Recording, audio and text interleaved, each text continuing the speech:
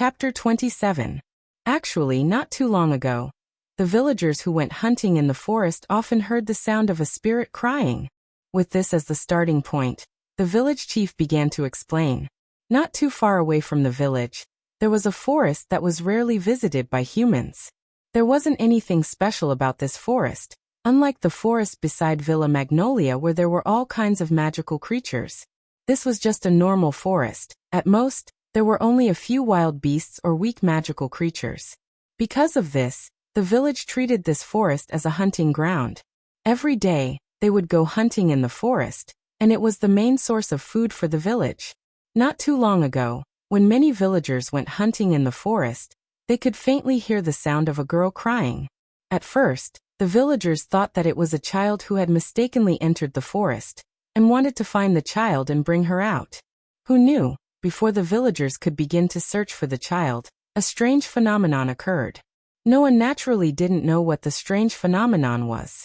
But according to the village chief, there was a hole in the sky. Because of this strange phenomenon, the villagers didn't continue to search for the child. But since then, they could still hear the sound of the child crying in the forest from time to time.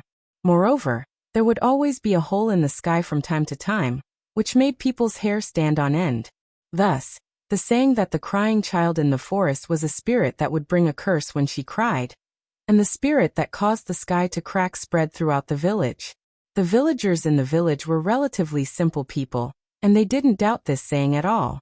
Thus, gradually, the villagers didn't dare to enter the forest to hunt anymore. This caused the village, which used the prey in the forest as their main source of food, to not have as much food as before, which caused quite a bit of trouble. With no other choice, the village chief could only send out a request to the nearest magic guide guild, and invite someone to banish the spirit. To be more precise, it should be to find the true source of the crying and the truth behind the crack in the sky, so that the village could return to its previous state. The reward was pooled together by the villagers. Although it's not much, only 200,000 J, we still want to ask for your help. The village chief slightly lowered his head and bent his waist. For his age, this kind of bow was already the limit. Can you accept our request? Noah frowned slightly and fell silent. It wasn't that Noah didn't want to accept the commission, but the commission itself had too many uncertainties. Noah didn't know if he could complete the commission by himself. As for the reward, for such an uncertain mission, it was neither too much nor too little. It could only be said that as long as there were no accidents, the reward would be considerable. Moreover, Noah didn't care much about the reward. In terms of money, he still had the 1 million J reward from the last activation of the Ritual Lake mission. He wasn't in a hurry to use money, so he didn't need to care too much about the reward. After pondering for a while, Noah said, "To be honest, village chief, there are too many uncertainties in this case. We can't be sure if it was the spirit that caused the sky to crack. I can't guarantee that I can provide help to all of you, so I would like to stay in the village for the night, and go to the forest to take a look tomorrow. Is that okay?" "Yes. Thank you very much." The village chief's voice was a little more relaxed, which made Noah smile. He tightened the long cloth bag on his shoulder like a backpack, and began to think about what he should pay attention to for tomorrow's mission. As a village, although the scale of this village wasn't big, it wasn't very backward. Although the houses were a little old compared to the buildings in Magnolia, the style was almost the same. Unlike some villages that only had stone houses, the inn provided to Noah was a little small, but it was impeccable. There was nothing to complain about. Under the village chief's instructions, the owner of the inn also knew that Noah was a magic shooter from Fairy Tale. He had specially come to help the village solve the problem caused by the spirit, so he didn't charge Noah for the accommodation. However, unlike the village chief, when the owner of the inn found out that the sorcerer who came from Fairy Tale was such a child, although he did not say anything, there was an unconcealable disappointment in his eyes, which made Noah quite gloomy. Let's hope tomorrow's mission can be completed smoothly. With this thought in mind, Noah settled down a little, and came out of the room. He sat down at a wooden table in the inn's lobby, ordered some food, and began to replenish the energy he had expended during the day's travel. However, just as Noah was enjoying his dinner, 3 people came to the entrance of the inn. They were about 11 or 12 years old. They should be the same age as Noah, but they were very eye-catching. As for why, it was because these 3 boys and girls around the age of 11 or 12 all had a head of eye-catching white hair. Standing in the middle was a girl with long white hair tied into a ponytail. She was wearing a revealing swimsuit. Her face was very ugly, and her eyes were very fierce. Standing on the left of the girl was a boy who was wearing a formal suit and shorts like a student. His figure was considered tall and sturdy among his peers. His skin was a little dark, but his face had a weak expression. It was a sharp contrast to the ponytailed girl. It made people wonder if there was a mistake. As for the one standing on the right of the girl, it was a little girl who was the shortest and looked the youngest. She had the head of a little sister, and was wearing a cute dress. At this time, the little girl with the head of a little sister was saying something to the ponytailed girl with a face full of worry, but the ponytailed girl turned a deaf ear. The tall and sturdy boy also seemed to be trying to persuade the ponytailed girl with a weak face. As a result, the ponytailed girl glared fiercely at him. He shrunk his head and hit to the side without any backbone. His face looked as if he was about to cry, which made people unable to help but laugh. This strange trio naturally attracted Noah's attention. He immediately slowed down his eating speed and observed them with interest. Just as Noah was observing the 3 white-haired boys and girls, the ponytailed girl seemed to have noticed Noah's gaze. She turned her head and her gaze met with Noah's. Noah could clearly see that the other party's face was clearly unhappy. It was obvious that she did not like Noah's gaze. Just as she was about to glare at Noah, she noticed the fairy tale, guild emblem on the back of Noah's right hand. The ponytailed girl was startled, and then a puzzled expression appeared on her face. It was as if she was painstakingly looking for someone, but in the end found that the person she was looking for did not match the appearance of the person she was looking for. However, the ponytailed girl quickly threw this to the side. Ignoring the advice of the weak boy and the worried girl, she walked towards Noah's direction. Seeing this, no matter how stupid Noah was, he could guess it. The other party was coming for him. Hey! As expected, the ponytailed girl directly arrived in front of Noah's table and asked very rudely, "You are the sorcerer of fairy tale? The person who came to resolve the ghost incident in the forest beside this village?" The ponytailed girl's tone sounded like she was looking for trouble, causing Noah to frown deeply. He put down the cutlery in his hand. "Sister Mira." At this moment, the girl with the head of a younger sister wearing a cute one-piece dress came over.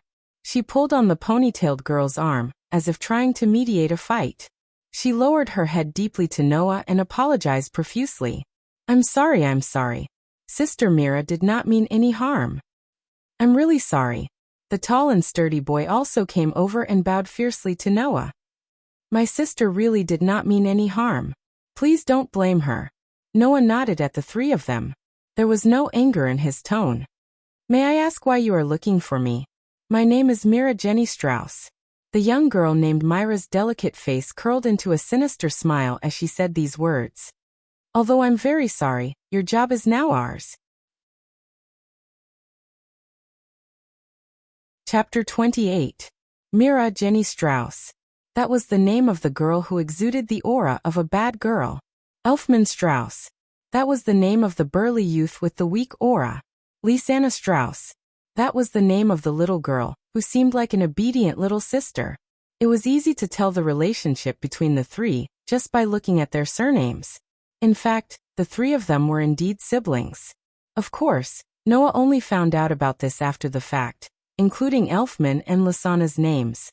As for now, Noah was only dumbfounded. "My job belongs to you guys?" Noah looked at Mira, Elfman, and Lisanna with a confused expression on his face.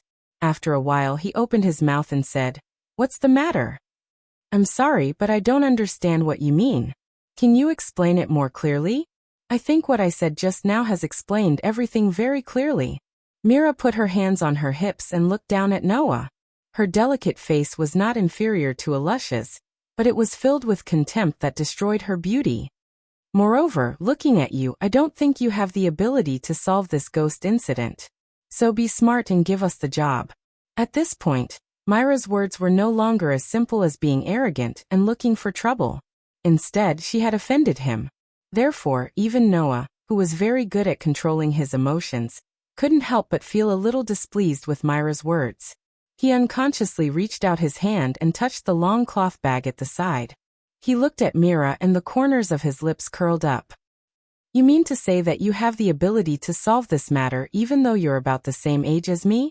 Hearing this, Mira did not respond to Noah's words immediately. Instead, he glanced at the strip-shaped cloth bag that Noah was stroking. He still had a sinister expression on his face, but a hint of vigilance secretly rose in his heart. After all, it wasn't difficult for people to guess what was inside a cloth bag of this shape. However, Mira didn't have the slightest intention of letting him off. "You think you're a magic shooter just because you're armed? It's pretty easy to be a magic shooter for fairy tale." Noah, who had just turned a blind eye to Myra's words, suddenly opened his eyes. His gaze towards Mira began to turn cold, and even the mana in his body began to boil a little. "Can I take it that you're provoking fairy tale?" Ever since he was adopted by Makarov, Noah had lost control of his emotions a few times in fairy tale, causing the mana in his body to go berserk and almost destroyed the entire fairy tale. Noah constantly reminded himself that he had to remain calm no matter what happened. This was also the reason why Noah, at such a young age, was able to display a calmness that even adults couldn't possess. It was also because of this that Laxes, who usually didn't get along with Noah, would target Noah. Noah's emotions weren't easily affected by Laxes, which made Laxes somewhat annoyed, or rather, somewhat afraid of his younger brother. His attitude towards Noah was extremely bad. With Laxes's character, he wouldn't admit that he was somewhat afraid of his younger brother who wasn't easily affected. This was why he targeted Noah every time, attempting to break Noah's calmness that even he was somewhat afraid of.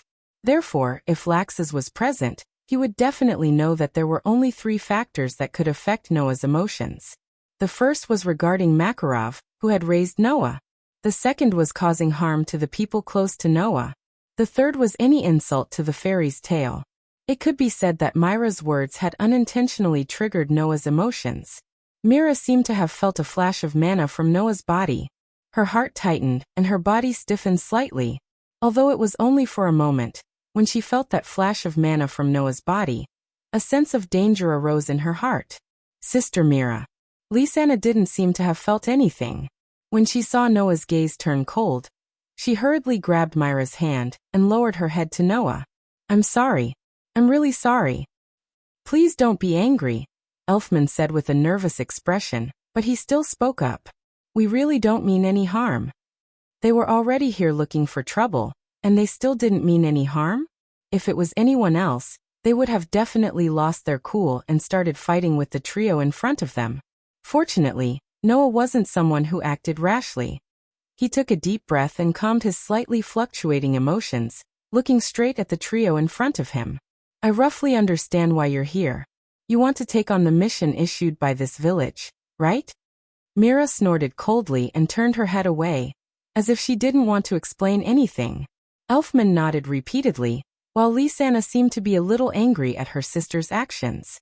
The 3 siblings' reactions were so different that Noah couldn't help but feel a little helpless. "I just want to ask." Noah stared at the trio in front of him. "Were you sent by the ruler of the underworld, Phantom's Lord?" "Ruler of the underworld, Phantom's Lord?" Mira, Elfman, and Lisanna were all stunned, somewhat at a loss. Seeing this, Noah knew that the 3 siblings weren't sent by the ruler of the underworld, Phantom's Lord. Just like the last time, they were here to make things difficult for Fairy Tale. "Then, why are you stealing my job?" Noah directly asked. "I don't think I've offended you, right?" Hearing Noah's words, Elfman and Lisanna actually lowered their heads, looking somewhat guilty. Mira was the only one who didn't hold back. "You don't need to know that. Anyway, you're a magic shooter of Fairy Tale. Just go back to the guild and change your mission. Leave the mission here to us." Noah raised an eyebrow and ignored Mira, turning his gaze to Lisanna. He could see that among the 3 siblings, Mira was the standard delinquent girl, and it was hard to communicate with her reasonably. Elfman's personality was rather weak, and even if he was asked he would only stutter. Only this youngest girl called Lisanna was easier to talk to, and wouldn't ask so many questions. "I'm really sorry." Lasana's first sentence was still an apology, and her cute face was full of regret. But we really need this mission. If possible, I hope you can give it to us. Lisanna, why are you saying so much to him? Mira looked at Noah with an unkind expression. Kid, I said before that your job is ours. If you don't want to be beaten up by me and then run back home, just give up. Sister Mira. Lasana's tone was full of anger and helplessness. Obviously, she was already very hurt by her sister's bad attitude. Noah sighed, picked up the long cloth bag at the side and stood up. Although I don't know why you're saying that you need this mission, I'm guessing that you've gone to the village chief's house and been told that I've already accepted the mission. That's why you're looking for me and hoping that I'll give up, right? After saying that, Noah put on a mischievous smile and said, Since that's the case, then try to steal my job. After saying that, without waiting for Mira and the others to say anything, Noah ran out. Don't run. Elfman and Lisanna were shocked, and Mira was so agitated that she cried out, grabbing one in each hand and running out of the door. Chapter 29. Night fell quietly. In this world completely shrouded in darkness, all signs of life seemed to have been erased. Even the vast forest that was full of vitality couldn't escape the engulfment of the darkness. When night fell completely, Noah arrived at the entrance of the forest that was engulfed in darkness. Looking at the vast forest that stretched as far as the eye could see, he sighed in his heart. If possible, Noah really didn't want to carry out the mission of dispelling ghosts at night. Although Noah wasn't afraid of ghosts, that didn't mean that he liked ghosts. Therefore, in the face of an unknown existence like a ghost, even if Noah didn't know whether it actually existed or not, he still hoped to carry out this mission during the day. At least his mood would be a lot more relaxed. Unfortunately, the appearance of the three Strauss siblings disrupted Noah's plan. To be honest, although the three Strauss siblings' request was somewhat unreasonable, Mira was right. For Noah, who was the magic shooter of Fairy Tale, it wasn't a big deal even if he gave up on this mission. At most, he would just return to the guild and get another one. Didn't Makarov also say that if there was no way to complete the mission, there was no need to force it and just give up? The Strauss siblings seemed to have some reason to need this commission. If it were another situation, Noah wouldn't mind giving this commission to them, not for the sake of the arrogant Mira and the timid Elfman, but for the sake of the cute little girl Lisanna, who was reasonable. Noah didn't mind giving this commission to them. However, this was Noah's first real job. If he encountered a setback in his first job and had to give up on the mission, Noah would inevitably feel disappointed and even lose confidence in himself. Not to mention, he didn't encounter any setbacks that forced him to give up on the mission. It was just a few people who came out and said that they wanted to steal his job. Not to mention, they had that kind of attitude. Looking back, Noah confirmed that Mira, Elfman, and Lisanna hadn't caught up with him. He carried his strip-shaped bag and walked into the forest. The forest at night was very dangerous. In the more than a year in Magnolia, Noah ran into the forest almost every day to train his control of mana and swordsmanship. Therefore, Noah knew very well how dangerous the forest at night was. Other things aside, many of the truly dangerous magical creatures were frequently active at night in search of prey. Coupled with the restrictions of terrain and vision, the forest at night was often very advantageous to magical creatures. On the contrary, it was very disadvantageous to humans. Fortunately, this forest wasn't full of magical creatures like the forest in Magnolia. At most, there were some ferocious beasts. There was a chance of magical creatures appearing. However, the monsters in this type of forest were usually outsiders.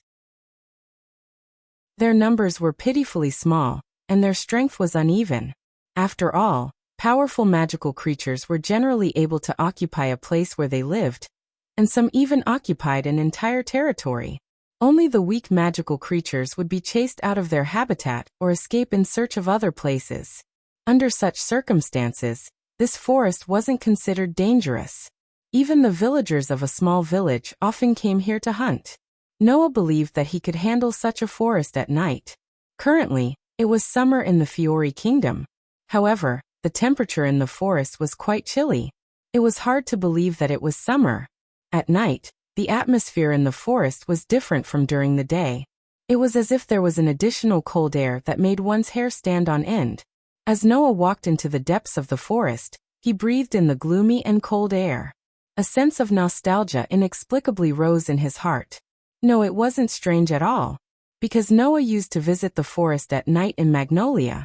The forest in front of him seemed to be connected to the scene in his memory, which made Noah feel nostalgic. However, compared to the forest in Magnolia, which was full of magical creatures, this forest was undoubtedly much more reassuring. For example, there wouldn't be the pungent smell of magical creatures here. For example, there wouldn't be insects larger than a human falling from the trees here. For example, there wouldn't be strange birds chirping here. For example, there wouldn't be spiders the size of a fist running around here. At most, there would be snakes crawling on the road, or owls with glowing eyes hiding in the trees. Thinking about these strange things and comparing the forest in Magnolia to the forest here, Noah unknowingly began to walk around aimlessly. It couldn't be helped. The village chief said that there would be spirits crying in this forest from time to time, but he didn't say exactly where to hear these cries. This wasn't strange. After all, Noah told the village chief that he would only carry out the mission tomorrow. If that was the case, the village chief would have explained in detail before he set off tomorrow. Thinking about this, Noah was a little annoyed. If he had known this would happen, he would have gone to the village chief's house first. Woo woo woo. Just as Noah was immersed in his own annoyance and was about to sigh, a crying sound came from the surroundings, which made Noah freeze on the spot. Woo woo woo. Before Noah could fully react, the crying sound became clearer and clearer, which woke Noah up from his stupor. At this time, Noah noticed two details. First, the crying sound was very young. The owner of the crying sound was definitely not more than 10 years old, and it was a female voice. Second, in addition to the crying sound gradually approaching Noah's direction, there was also a faint sound of footsteps coming from the depths of the forest. It should be the footsteps of the owner of the crying sound. It wasn't hard to imagine that the other party was crying while walking. Footsteps. Noah tilted his head in puzzlement. Isn't it a spirit? Do spirits need to walk and make footsteps? With such doubts in his mind, Noah carried the long cloth bag and leaped, silently hiding in the trees to the side. His gaze was cast forward, looking in the direction of the crying and footsteps. After an unknown amount of time, a very small figure slowly walked over from the depths of the forest, imprinted in Noah's eyes. It was a little girl. She was about 7 or 8 years old, 4 or 5 years younger than Noah. The little girl had a head of dark blue short hair that was unusually eye-catching even in the dark night. She wore an extremely thin shirt, and it was definitely very cold in the forest at night. However, the little girl was completely unaware of it, and didn't see her body shivering from the cold. Instead, she lowered her head and rubbed her eyes, crying nonstop as she walked over. Woo woo woo. Grandini. Where are you? It's so dark here. I'm so scared. Listening to the heart-wrenching cries and watching the little child walking towards them while crying, Noah was really confused. Was this a spirit? She didn't look like one at all, did she? Could it be that the crying in the forest was actually this child, and not some spirit? Didn't that mean that this child had been crying in the forest all this time? Noah fell silent, and after a while he walked outside. The little girl seemed to have noticed the strange sounds around her. Her crying stopped abruptly, and she wiped the tears off her face. She looked around in panic, and then hurriedly hid in the bushes at the side. Seeing this, Noah was basically certain. Whether or not this little girl was the so-called spirit, she must have stayed in the forest for quite some time. Otherwise, why would a normal child hide when they heard the strange sounds? The child in front of him must have known that there were all sorts of ferocious beasts in the forest, and that it would be very dangerous to encounter them. That was why she hid when she heard the strange sounds. Chapter 30. At this time, Noah had somewhat forgotten his original intention of coming here. He came to the bush where the little girl was hiding, squatted down, and gently parted the bush in front of him. In the next moment, the figure of a blue-haired little girl, hugging her knees and curling up into a ball, looking at Noah with a frightened expression, once again entered Noah's field of vision. Looking at Noah's face that suddenly appeared in front of her, The blue-haired little girl crawled back in horror, her face full of fear. Don't be afraid, I'm not a beast, nor am I a magical creature. I have no malice towards you. Noah tried to soften his tone as much as possible, with a gentle smile on his face, and extended his hand towards the blue-haired little girl. Come over here. Looking at the face in front of her that was filled with a gentle smile, the fear in the blue-haired little girl's heart was incredibly reduced by more than half. Her pale face also regained some color, but she still stared at Noah's hand that was stretched out in front of her with a fearful expression, her petite body trembling slightly. Noah didn't rush the other party, but maintained the appearance of extending his hand with a smile, waiting for the blue-haired little girl to react. He didn't show the slightest bit of impatience, allowing time to gradually pass. The blue-haired little girl secretly observed Noah like this, and seemed to have determined that the other party wouldn't hurt her. She timidly extended her little hand, trembling, and placed it on Noah's extended hand. At the moment of contact, Noah and the blue-haired little girl both had different feelings. Noah felt that the little hand in the center of his palm was really too cold. So cold that it seemed to have lost the temperature that a human body should have, which made Noah very surprised. The blue-haired little girl had a completely opposite feeling, only feeling that the palm that embraced her little hand was really too warm. So warm that the blue-haired little girl couldn't help but have a trace of nostalgia. As a result, the blue-haired little girl's hand tightened uncontrollably, as if she was grabbing onto a life-saving straw. She held onto Noah's hand tightly. Under the night sky, in the forest, two children of different ages, one young and one old, held each other's hands tightly. In the absence of witnesses, they formed a bond that no one knew but was difficult to break. Late at night, in a quiet corner of the forest, a wisp of smoke floated into the sky. Carried by the wind, it drifted into an unknown distance. The blazing red bonfire emitted light and heat that dispelled the darkness and gloomy coldness. The game roasted beside the bonfire also emitted a fragrance that made one's stomach tighten. Beside the bonfire, the blue-haired little girl sat there, wolfing down the freshly roasted meat in her hand. Her little cheeks had already puffed up due to the excessive amount of food stuffed into her mouth. Along with her owner's chewing, she moved little by little, looking extremely adorable. Obviously, the blue-haired little girl hadn't seriously eaten a full meal for a very long time. After coming to this conclusion, Noah also allowed the little girl to continue eating in a way that would make people feel cute while he sat quietly on the side, roasting the rest of the freshly hunted game while observing the blue-haired little girl. The blue-haired little girl's name was Wendy Mabel. This was also something that Noah just found out. It was believed that no one would think that such a child would be a spirit. The same went for Noah. Therefore, seeing Wendy eating heartily, Noah was also happy to continue observing Wendy. In the end, he still couldn't see any signs of a spirit from this cute little girl in front of him. Unknowingly, time passed quietly. Although it was obvious that she hadn't eaten a full meal for a long time, Wendy was still a child after all. Moreover, she was still a girl. Her appetite wouldn't be that big.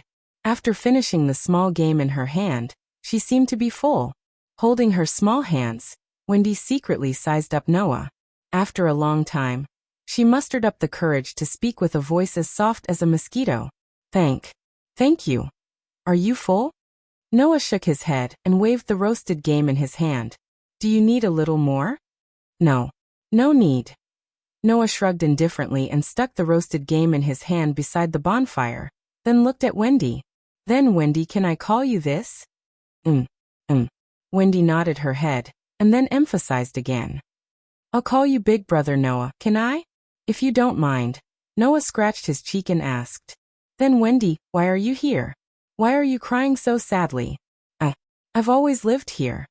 Wendy's small face showed a sad expression, and her watery eyes began to moisten. I can't find my mother. I can't find Grandine. Can't find your mother? Noah sighed. In other words, you're lost, right? No. Wendy shook her head and said. I remember the way home, but Grandine is no longer there. Grandine suddenly disappeared and doesn't want me anymore. As she spoke, Wendy's moist eyes became misty. Drops of tears flowed out, and she began to sob. Even though Noah was usually able to control his emotions, He had never encountered a girl crying like this before. He was at a loss for what to do. He could only sit beside Wendy and pat her back, comforting her as if he was coaxing a child. Wendy, don't cry. Tell me what your mother looks like. I'll help you find her, okay? However, in the next moment, Wendy sobbed and said something that shocked Noah. Grandine is a dragon, a very, very gentle dragon. Dragon? Of course, Noah knew of such an existence. Wendy's mother was a dragon? Wasn't that the same as Naz, who was raised by a dragon? You? At that moment, Noah said to Wendy in astonishment. You're also a dragon slayer, Archmage? Also. This time, it was Wendy's turn to look at Noah with a tear-stained face, letting Noah understand. The little girl in front of him who was 4 or 5 years younger than him was most likely the second dragon slayer Archmage other than Naz. It was also very likely that she had also learned the ancient lost magic that was used to fight against dragons, dragon slayer magic. Since when did such a powerful magic become so worthless? Noah only had time to feel this way in his heart. In the next second, a sudden phenomenon interrupted his thoughts. Rumble. In the sky, a deafening sound of thunder suddenly resounded. Ah! The timid Wendy let out a scream, and threw herself into Noah's arms without hesitation. Noah only hugged the slender and soft body in his arms reflexively. He raised his head and looked at the sky. Then, his pupils suddenly shrank to the size of a needle tip. Rumble. Amidst the thunderous roar, the clouds in the sky that were shrouded in darkness suddenly rolled up.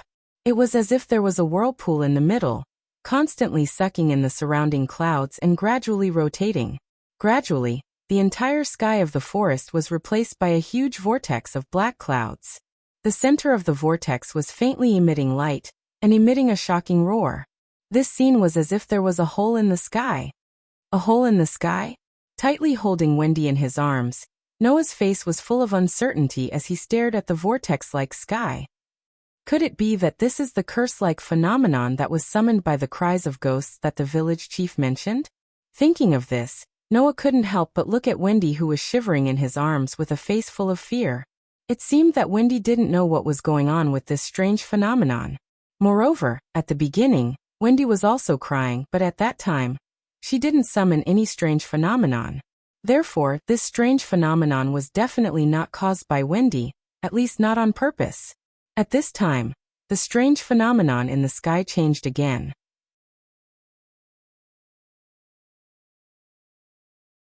Chapter 31. The whirlpool-like sky suddenly came to a standstill without any prelude. Even the center of the whirlpool was directly fixed there, and the light inside gradually dissipated at a speed visible to the naked eye. Seeing this scene, Noah, who was just thinking about whether to leave or not, was stunned on the spot. Under Noah's gaze, in the sky, a gust of wind blew from the huge whirlpool, as if it was higher than the sky. To be more precise, it should be said that it was blowing down from above the clouds, stirring up the whirlpool like pitch-black clouds. Looking at this scene in a daze, and at the entire irregular sky that was stirred up into a mess, Noah was at a loss. Although, in order to be able to adapt to life as soon as possible, when he was just adopted by Makarov, Noah also worked very hard to learn the culture and knowledge of this world. Not only did he learn all the words in a short 2 to 3 months, he also learned a lot of knowledge related to the magic world. But such a development had long exceeded Noah's scope of understanding. It was no wonder that Noah was at a loss. However, the loss only lasted for a short period of time. After a while, Noah noticed. The whirlpool-like wind that stirred up the whirlpool-like sky seemed to be blowing down from a place higher than the clouds, but under Noah's outstanding sensing ability, the real driving force of this whirlpool-like wind was nowhere to be hidden. In Noah's sensing, the power that stirred up the whirlpool-like sky into a mess was a surge of magic that rose from the ground. Obviously, this was a man-made situation. Moreover, the location of the magic was not elsewhere, but in this forest, not far from Noah's location in the depths of the forest. Aware of this, Noah directly cast his gaze towards the place where the magic soared into the sky, and his eyes began to flicker. Should I go and take a look? Brother Noah. Wendy, who was in Noah's arms, seemed to have recovered from her fear. She pulled on Noah's clothes, and her big watery eyes stared straight at Noah's face, while her finger pointed to the sky. the sky, the atmosphere, everyone has become so strange, so chaotic. Hearing this, Noah lowered his head in surprise and met Wendy's gaze. You can feel the state of the sky and atmosphere? Yes. Wendy nodded without hiding anything. I am the sky's dragon-slaying sorcerer. Noah was relieved. The Dragon Slayer magic was a powerful magic that transformed the user's physique into that of a dragon, and was used to fight against and kill dragons. However, the Dragon Slayer magic wasn't just a single type of magic. Instead, it was like the entire magic system, having an entire series of spells. For example, Naz was a Fire Dragon Slayer archmage and used the Fire Dragon Slayer magic. His entire person was like a fire dragon. Not only did he have super destructive power, he could also recover his mana and stamina by devouring flames. Wendy was the archmage of the Sky's Dragon Slayer, so she was undoubtedly using the Sky's Dragon Slayer magic. Therefore, it wasn't strange for Wendy to be able to sense the state of the sky and atmosphere. Looking up, Noah looked at the whirlpool that had completely disappeared, and the sky that was gradually returning to its original calm state. Then, he looked at the source of magic that was gradually converging in the depths of the forest. After pondering for a moment, he stood up. Wendy, Noah said as he put Wendy down and pointed at the source of magic that was almost disappearing. I plan to go over there and take a look. I'll go with you, Wendy said without hesitation and tightly grabbed Noah's corner, looking like she was about to cry. Brother Noah, don't leave me alone. Okay. Noah could only smile bitterly and compromise, holding Wendy's hand. Don't worry, I won't leave you alone. Yes. Wendy smiled through her tears. Holding Wendy's hand and following his own senses, Noah tried to reduce the sound of his footsteps as much as possible, and slowly walked towards the source of the whirlpool of magic that had completely disappeared. The surrounding darkness blocked most of Noah and Wendy's vision, and the surrounding trees and bushes were filled with the low roars of beasts. However, Noah was unwavering as he walked towards the source of the magic, while Wendy hid behind Noah, her face full of fear. Not long after, the two of them arrived at a vast open space. The magic that had stirred up the whirlpool in the sky was released from here. Now that magic had already disappeared. But Noah could clearly feel that in this open space, the existence of the same origin as that magic was still there, and it didn't disappear just like that. And in the center of that vast open space, there seemed to be a figure that was about the same size as Noah standing there, with its back facing Noah and Wendy. Wendy hid her small body behind Noah's back, only sticking out her head. Her small hand that was grabbing Noah's clothes and hand was getting tighter and tighter, as if she was nervous.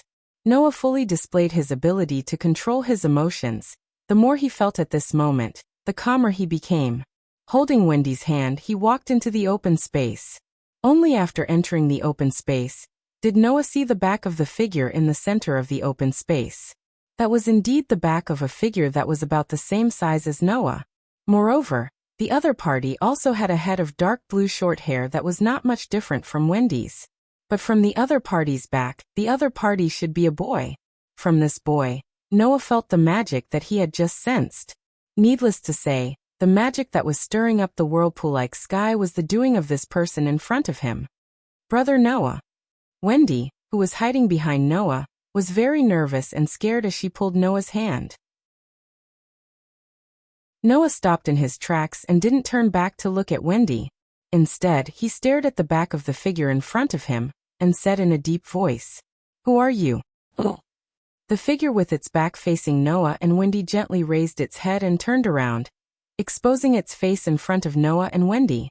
Looking at the face that was exposed in front of them, Noah was speechless for a moment, and Wendy's whole body trembled, showing even more fear. Because on the right side of the other party's face, there was a sinister tattoo that extended from the eye socket to the cheek, just like the eye of a devil. If this scene was seen in the daytime, it would be fine, but now, under the influence of the night and the atmosphere, this tattoo looked a little gloomy, and made people feel very uncomfortable. Noah subconsciously protected Wendy behind him, and his other hand was already holding the strip-shaped cloth bag tightly, and his voice was a little cold. "Who are you?" The second time he asked, he still didn't get any response. However, Noah and Wendy were both stunned. Bang! The young man with the tattoo on his face suddenly went limp and fell to the ground, and didn't move at all. Ah! Wendy let out a small cry of surprise, and even Noah frowned. The scene suddenly became a somewhat strange silence. Brother Noah. Wendy poked her head out from behind Noah, and her young voice was full of confusion. That person, is he not feeling well? It's because I don't know if he is or not that big brother is a little troubled. Noah's face hung a helpless smile. I'll go take a look.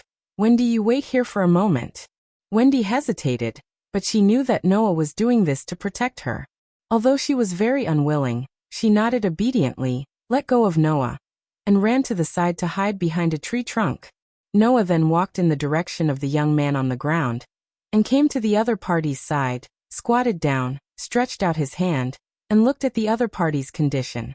The young man on the ground was a little short of breath, and his face didn't look very good, and even looked like he was in slight pain, but his eyelids didn't tremble. This kind of state allowed Noah to easily determine what happened. Magic overused, so that's why he fainted, right?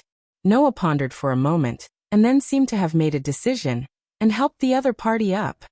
Wendy, you live here, so you should know where there are caves and such, right? Wendy was stunned.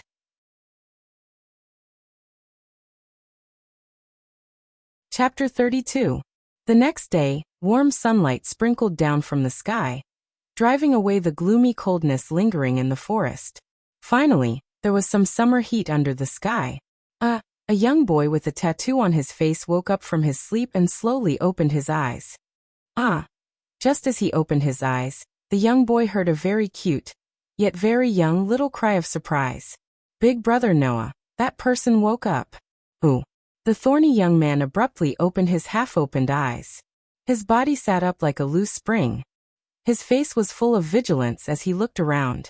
The thorny teenager found himself in a cave of unknown origin. The cave wasn't very big, smaller than the room of an ordinary family. The young boy could clearly see the fierce sunlight outside the cave, and the surrounding walls of the cave. As for himself, he was lying on a protruding platform under the innermost wall of the cave. As for the entrance of the cave, the young boy saw two people. One of them was a boy of 11 or 12 years of age with short black hair, and eyes as deep as the stars. In front of him was a long cloth bag that seemed to contain some kind of weapon leaning on one of his shoulders. His whole body was emitting an extraordinary aura. The other was hiding beside the young boy. She poked her head out from the side of the young boy and looked at him with eyes full of doubt, curiosity, and a trace of fear. She was about 7 or 8 years old. At this time, the young boy was sitting on the ground at the entrance of the cave with his back against the wall. He stretched out a hand and stroked the head of the little girl who was hiding beside him. At the same time, he turned his head to look at the young boy with a slight smile on his face. "You're awake?" The young boy didn't immediately respond, but the vigilance in his eyes lessened. After a moment of silence, he spoke softly. "You are Noah Dole from Fairy Tale. You can call me Noah." Noah briefly introduced himself and patted the head of the blue-haired little girl beside him. "She is Wendy." Hello," Wendy said in a timid manner. Then she didn't say anything else. Fairy Tale. The spiky young man's eyes flickered a few times. He lowered his head and hesitated for a moment before introducing himself. "My name is Jalal. Did you save me?" "I'm not the one who saved you." Noah shrugged and continued to pat Wendy's head. "The one who saved you was Wendy. She was the one who used healing magic to help you recover. To be honest, even I was a little surprised." This was the truth. After all, the power of Naz's Dragon Slayer magic was really extraordinary. Even though Naz was still young and hadn't displayed its true power, its power was still so great that even ordinary magic shooters could only look up to it. However, the Dragon Slayer magic was a magic used to fight against dragons, so it was not surprising that it had this kind of power. But what Noah didn't expect was that Wendy's Dragon Slayer magic didn't have the great power of Naz's Dragon Slayer magic. Instead, it had the ability to assist and heal. According to Wendy herself, it was because Wendy herself wasn't good at fighting. Therefore, in the sky's Dragon Slayer magic, she mastered the auxiliary magic faster. On the contrary, she didn't even master the slightest bit of combat magic. It was not as destructive as Naz's. In other words, compared to Naz's fire dragon slayer magic, that was purely used for fighting, Wendy's sky dragon slayer magic could not only be used for fighting, but also could be used to assist in fighting and heal injuries through various effects. It was a very rare all-around magic. If Wendy was a little older, perhaps this boy named Jalal wouldn't have been unconscious for the whole night. He would have been able to wake up under Wendy's treatment last night. Of course, without Wendy's treatment, Jalal might not have been able to wake up now. Hearing Noah's explanation, Jalal himself looked at Wendy with some surprise, which made Wendy feel embarrassed. She buried her face in Noah's arms and didn't dare to look up. Seeing this, the little vigilance in Jalal's heart disappeared, and he sincerely thanked Wendy. "Thank you for saving me." I just helped a little," Wendy said shyly. "It was Brother Noah who carried you here. You should thank Brother Noah. No need to thank me." Noah shook his head and looked straight at Jalal. "But if you can tell me the reason why there was such a strange change in the sky last night, I will be very grateful." "You?" Jalal's eyes narrowed. "You saw it all?" "I was in the forest. It's impossible that I didn't see such a change in the sky, right?" Noah said with a smile. "And you don't look like someone who doesn't know about it. So can you tell me what it was?" "That's..." Jalal's face darkened, and his voice became heavy. "That was super subspace magic anima." "Anima?" Wendy tilted her head, a question mark appearing above her head. "Super subspace magic?" Noah frowned. "What the hell is going on?" Jalal lowered his head even more, and there was a look of struggle in his eyes. "I'm sorry, I can't tell you the details, so please don't ask anymore." Noah's frown deepened as he looked at Jalal's somewhat evasive and struggling eyes. After a while, his tightly knitted brows relaxed, and he began to speak. "As I said earlier, I am a magic shooter from Fairy Tale. This time, I came here because of a request from a nearby village. They said that in this forest, there is a wailing spirit that can cast a curse that can shatter the sky. And I am here to solve this inconceivable matter." Jalal and Wendy were both stunned. However, Jalal realized something from Noah's evasive words, and finally smiled. "You don't have to worry about that. Anima has indeed been triggered many times here, but I stopped it. The one last night should be the last time it was triggered. After this, Anima won't be triggered here again. As for the crying ghost, I don't know. I have solved the crying ghost."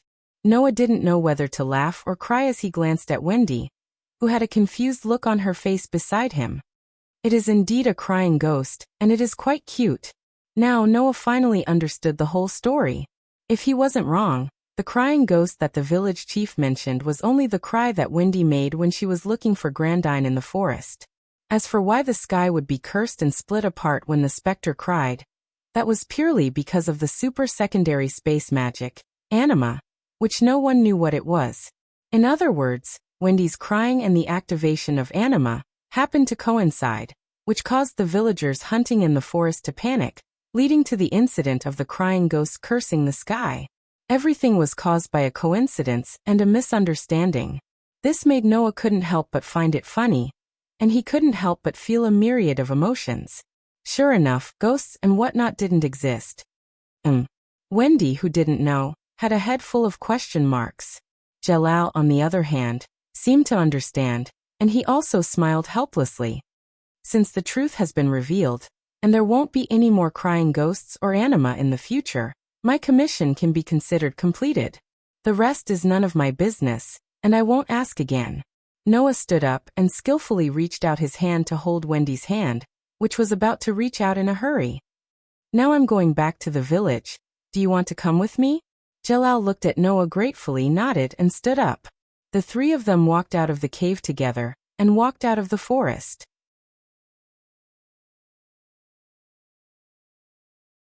Chapter 33. The moderate temperature of the sun shone on the neither too large nor too small village. It also shone on the courtyard of an old hotel, covering a man and a woman in the courtyard with a layer of golden gauze. Ha, ha, ha. Along with the loud and clear shouts, Noah held the night sword in his hand and slashed with the standard posture that he had practiced diligently for 3 months. Every slash created a flash of sword light and a sharp piercing sound in front of him, giving off a pleasing feeling to the eyes. Not far away, Wendy sat on the doorstep, her small hands supporting her cheeks. Her big watery eyes were fixed on Noah, who was waving his sword in the courtyard. She had a satisfied expression on her face, and her eyes never left Noah. This was the third day after Noah, Wendy and Jalal returned from the forest. On the first day back, Noah went to the village chief's house and told him that he had completed the mission. He asked the village chief to tell the villagers to go back to the forest to hunt as usual. The village chief naturally thanked Noah for his words, and tactfully asked Noah to stay in the village for a few days. When the villagers who went into the forest confirmed that there were no more weeping ghosts and broken skies in the forest, they would pay him for completing the mission. This was a matter of course. Noah did not think that he could gain the village chief's trust with just a few words, so he took Wendy and stayed in the village's hotel. As for Jalal, Noah originally thought that he would leave directly, but in the end Jalal also stayed and temporarily stayed in the village. Although according to my inference, anima should not be activated in this area anymore, but to be safe, it's better to stay and observe for a while. Just like this, Noah, Wendy and Jalal stayed in the village together, and also stayed in the hotel. It was worth mentioning that although the three of them stayed in the same hotel in the village, they only stayed in 2 rooms. Noah was the first person that Wendy met in her life. Now Wendy's mother, Grandine, had suddenly disappeared. Wendy had bitterly searched for her in the forest for several days, crying for several days. It was easy to imagine how difficult it was for a little girl who was less than 10 years old and didn't know how to deal with worldly affairs. Perhaps because of this, as the first person that Wendy met and the first person who gave her warmth, Noah seemed to have a very high position in Wendy's heart in just 3 days. In addition, Wendy's only family member was missing, so in these 3 days, Wendy basically did not leave Noah for a moment. She even had to sleep in the same room and bed as Noah, otherwise she would have a sad expression as if she wanted to cry. She was completely attached to Noah. Unable to do anything, Noah could only let Wendy do as she pleased. Ha ha ha ha.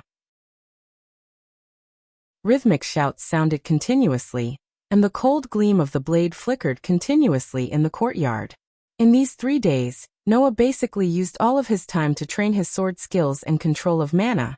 Compared to Magnoria, there were not many changes apart from the different location, and the absence of Alusha as a sparring partner. Even outside, Noah did not forget to train himself. That was the only battle ability that he had at the moment. On the other hand, Wendy, who had been watching Noah practice his swordsmanship, caught a glimpse of someone approaching. After being stunned for a moment, she stood up and called out to Noah in a delicate voice. "Big brother Noah, Jalal is back." The night sword in Noah's hand that had just swung down paused in midair, and did not follow the momentum of the attack. From this, it could be seen that Noah's sword skills had improved by leaps and bounds. Even Alusha would praise him if she saw this scene. Big brother Noah. It was unknown when Wendy had run to Noah's side. She held a towel in her hand and handed it to Noah. "Thank you." Noah took the towel, wiped his sweat, and patted Wendy's head. When Wendy showed a comfortable expression, he turned his head and looked at Jalal, who was walking over. "How is it? It's still stable." Jalal nodded. "There are no signs of anima continuing to activate in this place. I think it's safe here." Hearing this, Noah nodded. Even though they had been together for 3 days, Jalal still didn't show any signs of telling Noah about the super subspace magic anima. Therefore, Noah didn't know anything about anima either.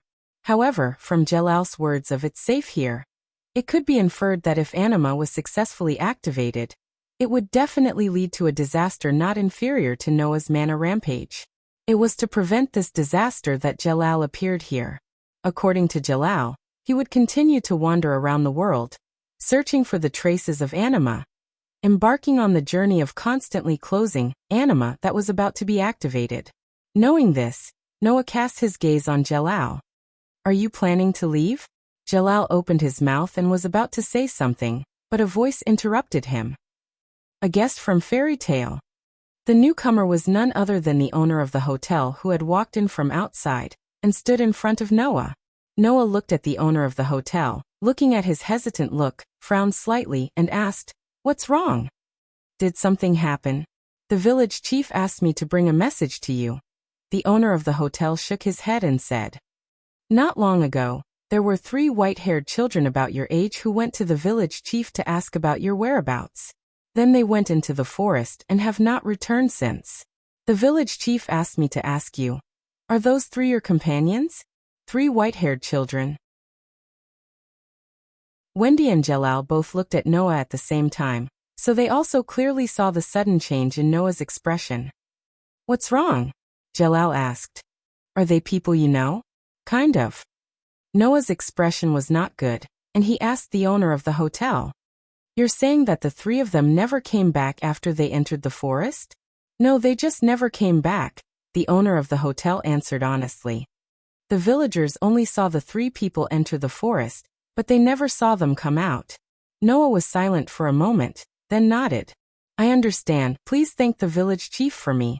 The owner of the hotel nodded with a smile and left. Brother Noah. Wendy suddenly felt a little uneasy, and tightly held the silent Noah's hand, not letting go. Noah.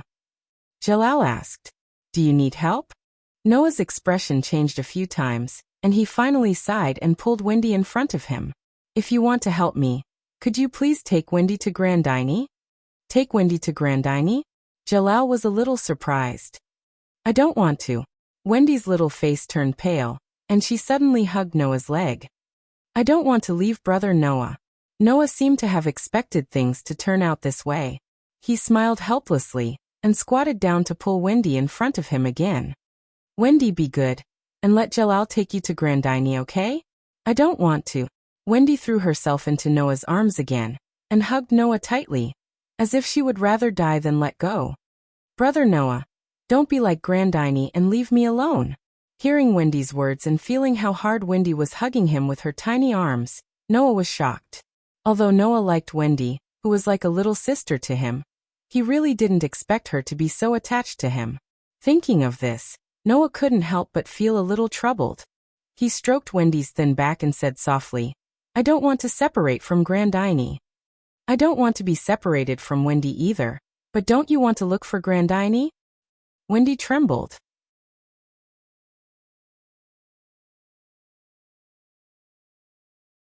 Chapter 34. Did she want to find Grandini? Wasn't the answer obvious? Although Grandini was a dragon, she had raised Wendy like a mother. She was the most important person to Wendy apart from Noah. Noah had indeed helped Wendy when she was at her most helpless. He occupied a very important position in Wendy's heart, so much so that she almost couldn't leave him.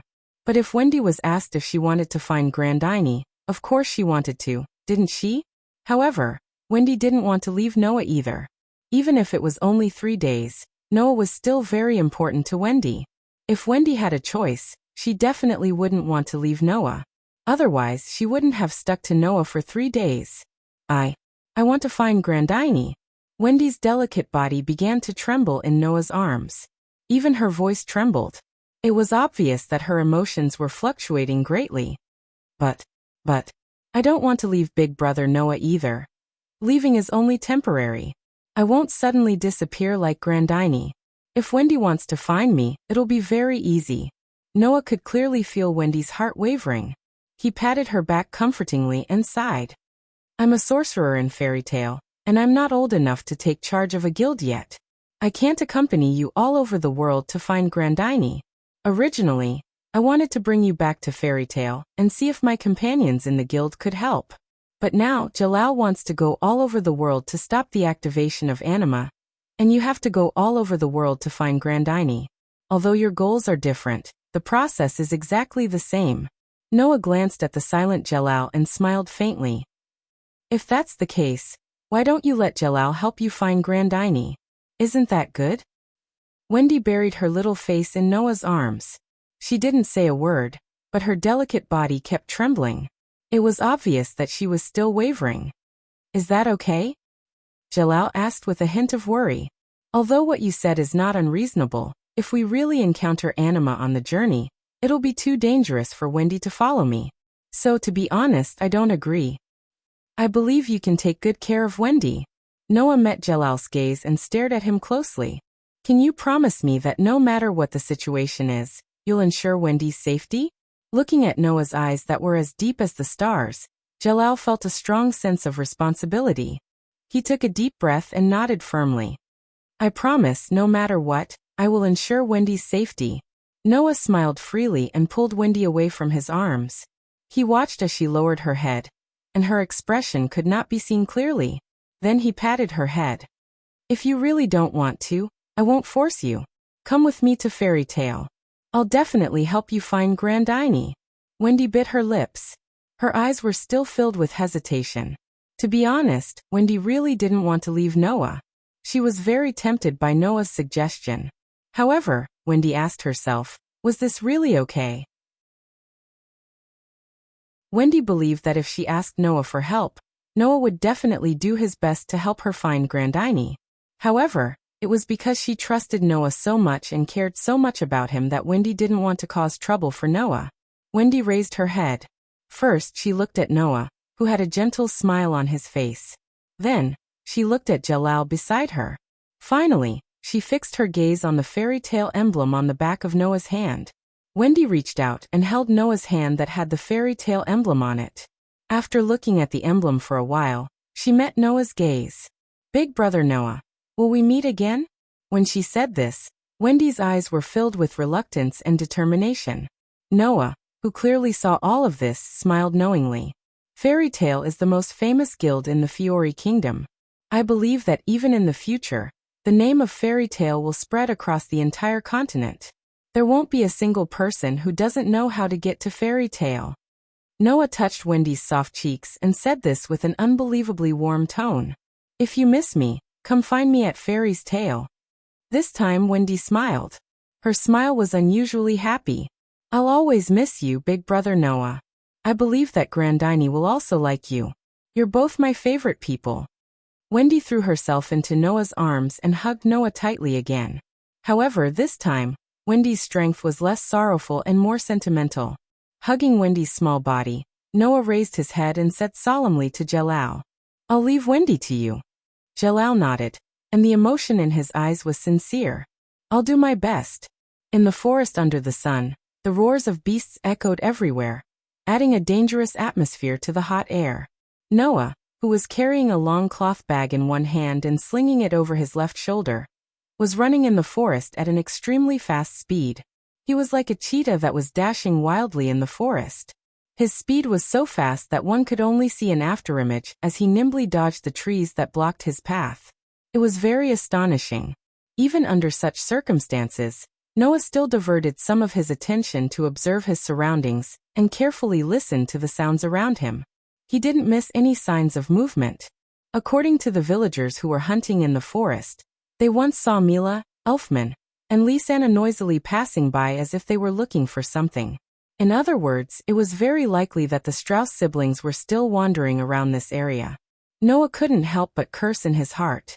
Noah thought that the Strauss siblings had already known that he had completed the mission, and had given up and left in the past 3 days. He didn't expect them to still be in the forest. It seemed that they hadn't given up on snatching the mission from Noah.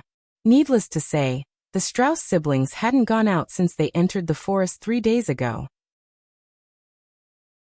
Otherwise, it was impossible for them to not know that the village chief had issued a notice in the village to allow the villagers to continue hunting in the forest. Aren't those siblings a little too stubborn? Noah more or less gnashed his teeth, but he didn't slow down in the slightest. Logically speaking, even if the Strauss siblings were still wandering around the forest, Noah didn't have to personally search for them, nor did he have to be in such a hurry to find them. But for some reason, Noah had a bad feeling in his heart. They wouldn't have encountered any danger, would they? There shouldn't be any magical creatures in the forest, so naturally, there shouldn't be any danger. But that wasn't for certain. Perhaps there was some magical creature that wasn't too weak, and the Strauss siblings couldn't deal with it.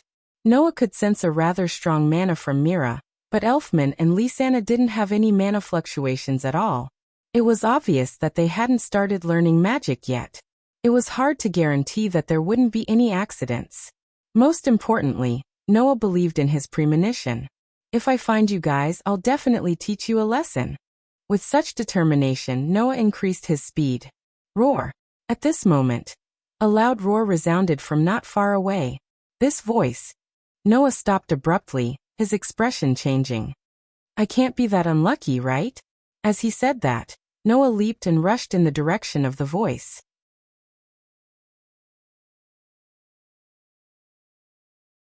Chapter 35. Roar.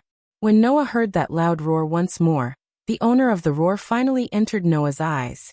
Noah, who was charging forward at an extremely fast speed, clearly saw a 3-meter-tall giant with the head of a cow and the body of a human. It walked upright, holding a thick tree trunk in one hand and a screaming child in the other as it raised its head and roared. In front of the giant, there was a white-haired man and a woman. One of them was sitting on the ground, his face filled with horror, while the other was standing there, facing the giant with an anxious look on her face. The child who was being held by the giant and screaming was Lysana. The one sitting on the ground with a face full of horror was Elfman. The one facing the giant was Mira, who was gnashing her teeth anxiously. As for the giant, it was an existence Noah was very familiar with. It was a very famous and ferocious demonic creature that had no rationality at all.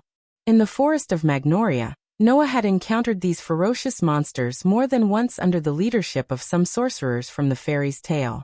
Those were monsters that even ordinary sorcerers were extremely afraid of. Why would such a monster appear in a forest with only ferocious beasts? This was a question that Noah had no way of finding out the answer to, and he wasn't interested in finding out either. Roar! Sister Mira. Lysana. The giant's roar, Lysana's scream, and Myra's sorrowful cry rang out at almost the same time, causing Noah's starry eyes to slowly shrink as he increased his speed to the maximum.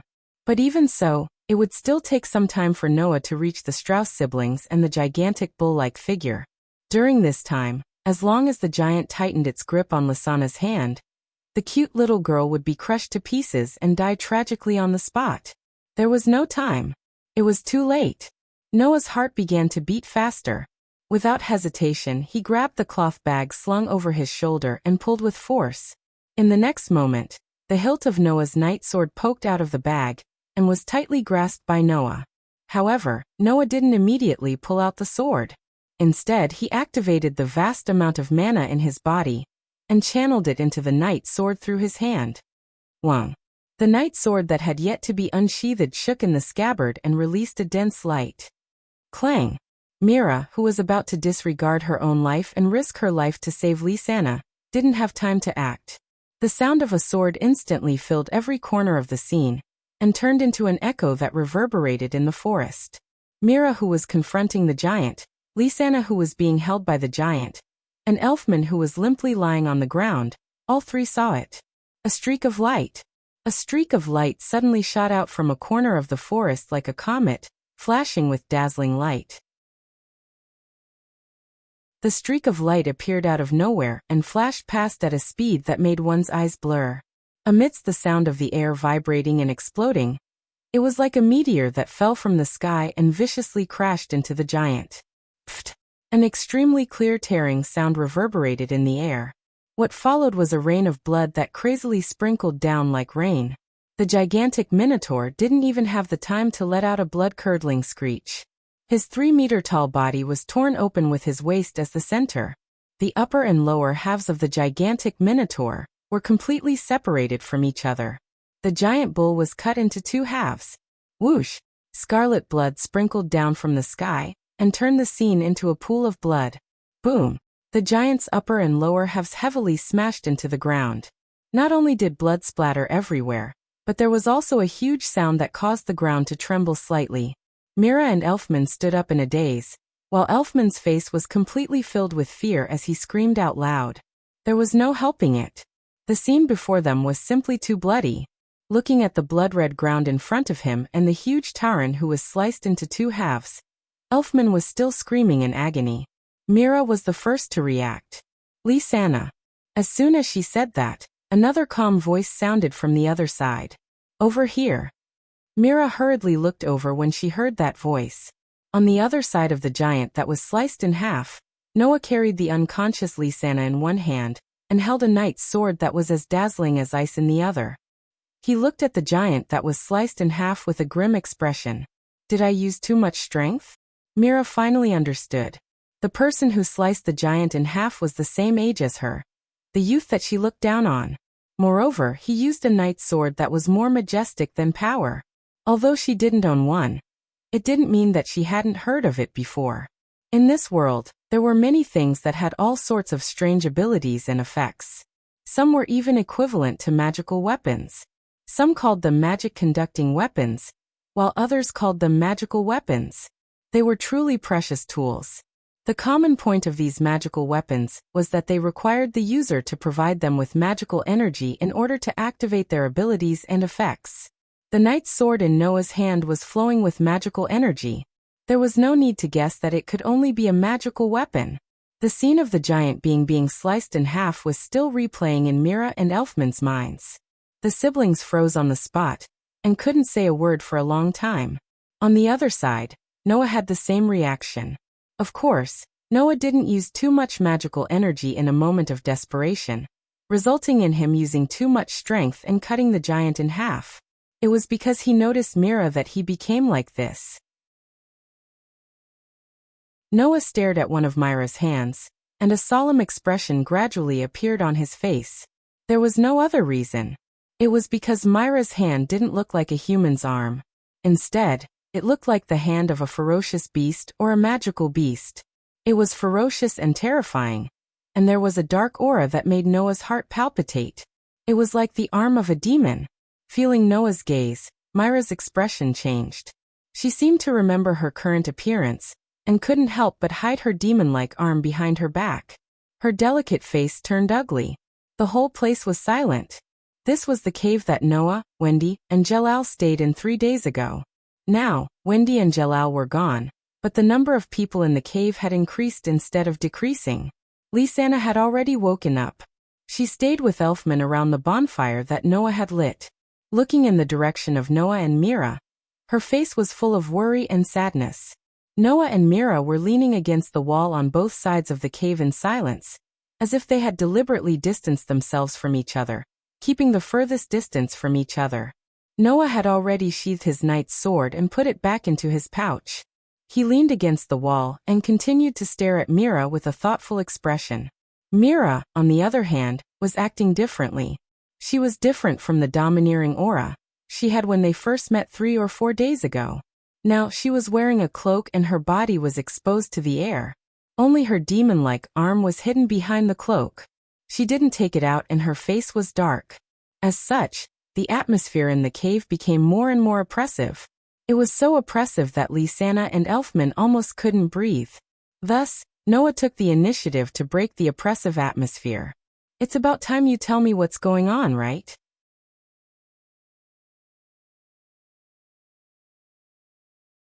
Chapter 36.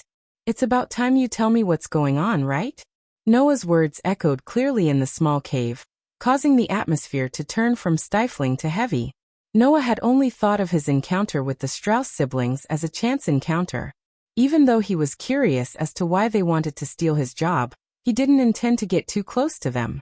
But now, Noah realized that he could no longer treat the 3 of them as passers-by. Not because of anything else, but because of the gloominess, sadness, and other emotions on the faces of the 3 Strauss siblings. Big brother Noah. At the side, Lisanna wanted to say something with an anxious expression, but she only had time to call out to Noah before she was interrupted by Mira, who coldly opened her mouth. Lisanna.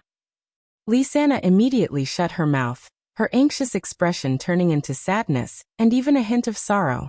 Even Elfman had the same expression.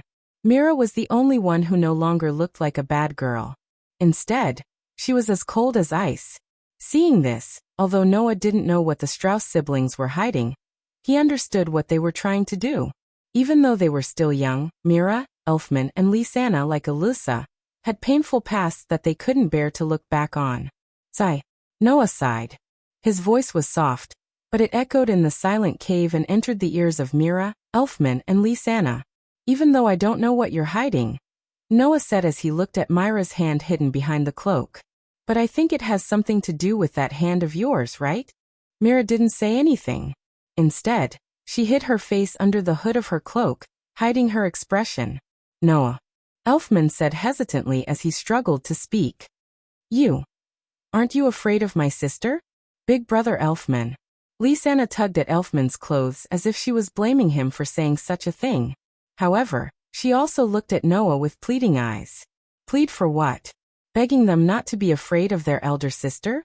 Noah frowned deeply as a thought flashed through his mind. Don't you know why your sister's hand became like that? This time Elfman, Lisanna, and even the silent Mira raised their heads. After being stunned for a moment, their faces lit up. Big brother Noah. Lisanna didn't care about anything else. She ran directly to Noah's side and held his hand tightly. Her face was anxious, but there was also a trace of hope. Do you know why Sister Myra's hand became like that? That's not quite right. Noah's furrowed brows slowly relaxed as he looked at Mira. Myra's gaze happened to meet his. Only you know what your sister went through to become like that. However, it seems like you only know a part of it. A part? Mira, Elfman, and Lisanna muttered at the same time. I don't like to know other people's secrets, and the things they don't like to talk about. Looking at the three Strauss siblings, Noah seemed to have guessed something and chuckled. However, if you're willing to share with me, I think I can be a good listener, secret protector, and solver. The three Strauss siblings fell silent. Big sister Mira. Elfman and Lisanna both turned to look at their big sister, hesitating to speak. Seeing this, Mira lowered her head and didn't say anything. It was only when the siblings were getting impatient that she began to speak in a low voice. There was a very powerful demon in the church in the village we used to live in. Because he caused the villagers to feel fear and despair, I wanted to see if I could destroy him, so I approached the church. Sister Mira was possessed by a demon in order to destroy the demon that brought harm to the village. Perhaps she could hear the emotions in her sister's voice, so she bit her lip and said loudly. However, everyone in the village regarded my sister, who had destroyed the demon, as a demon and drove us out of the village. Sister didn't do anything wrong at all. Elfman, who was slightly timid, said indignantly. Undoubtedly, she destroyed the demon, but everyone treated her like that. Everyone is too much. Enough, Elfman. Myra's emotionless voice sounded once more. It's useless to say anything now. We can't return to the village anymore. Elfman and Lisanna looked dispirited, and Noah more or less understood what was going on. Noah placed the pouch containing the knight's sword on the wall, and stood up. Under the gaze of the three siblings, he squatted in front of Mira and extended his hand. Give me your hand. Mira frowned. Just as she was about to turn away and ignore Noah, she heard Noah raise his voice. Give me your hand. The slightly unyielding and indescribably calm voice made Mira recall the scene of the giant being cut in half in the forest. Her eyes trembled slightly, and she couldn't help but extend her hand. Apart from the night he met Wendy, this was the second time Noah had touched the hand of a member of the opposite sex. However, compared to Wendy's cold and tender hand, Myra's hand only gave Noah one feeling. It was coarse, but it couldn't be helped. After all, it wasn't Myra's original hand. He didn't know if it was a crocodile, lizard, or both, but Myra's hand was covered in scales. Her fingers were sharp like the claws of a malicious spirit, and the shape was also abnormally sinister. Coupled with the faint aura of darkness emanating from it, there was no normal person who wouldn't be afraid of such a hand. To plant such a hand on a girl who was adorable in all aspects was not only unworthy, but also extremely cruel. Even Mira wanted to withdraw her hand after regaining her senses. However, Noah held her hand tightly and stroked the sinister scales without a hint of disdain. His actions were abnormally gentle, and Myra's heart, which was shrouded by the trauma of what happened to her, relaxed. Her movements also slowed down. Noah first touched the scales on Myra's hand, using his outstanding sensing ability to sense the dark aura on them. It wasn't until he sensed traces of Myra's mana from the aura that he was finally able to confirm his guess. First of all, I have to tell you that your hand didn't become like this because you were possessed by a demon. This sentence made the hearts of the three Strauss siblings tremble. Really? Lisanna couldn't help but stand up and ask with some excitement. In other words, Sister Mira didn't become like this because she was possessed by a demon, right? Then why did Sister's hand become like this? Elfman hurriedly asked. Do you have a way to help Sister's hand return to its original state? Mira was also staring at Noah. Her eyes were filled with hope and fear at the same time. Help your sister return to its original state? This time, it was Noah's turn to be confused. He looked at Elfman in puzzlement. Is there no way to return this hand to its original state? But when I met you in the inn, wasn't your sister's hand normal? That's the effect of a magic tool, Lisanna explained. It's a magic tool that can confuse people's vision. We obtained that tool by chance, but it can only be used once. When we were attacked by that magical creature, Sister Mira removed the tool's effect in order to protect us. Now, we can't use it anymore.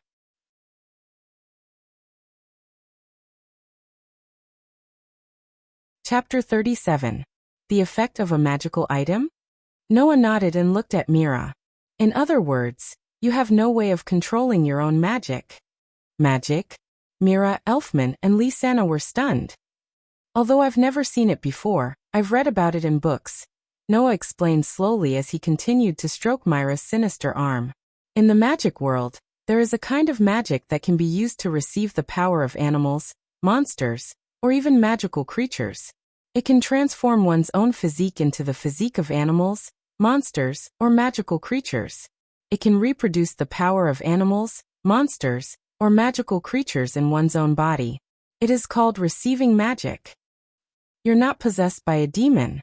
Noah met Mira's gaze. You must have accidentally received the power of the evil demons in the church of your village, and thus awakened the receiving magic.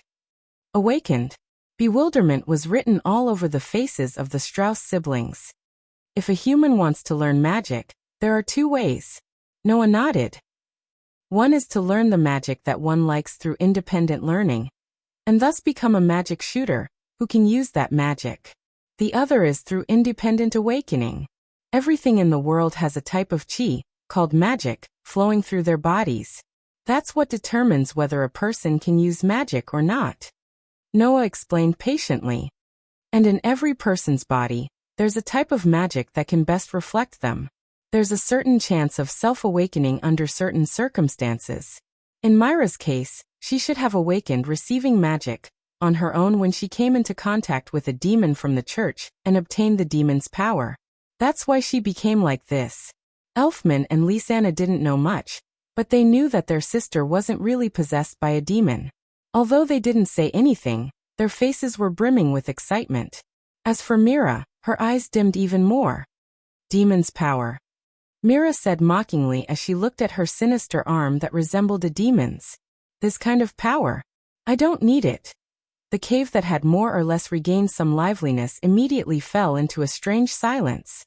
The atmosphere was once again oppressive. Noah narrowed his eyes and smiled indifferently. Why? Isn't it a good thing to have power? A good thing.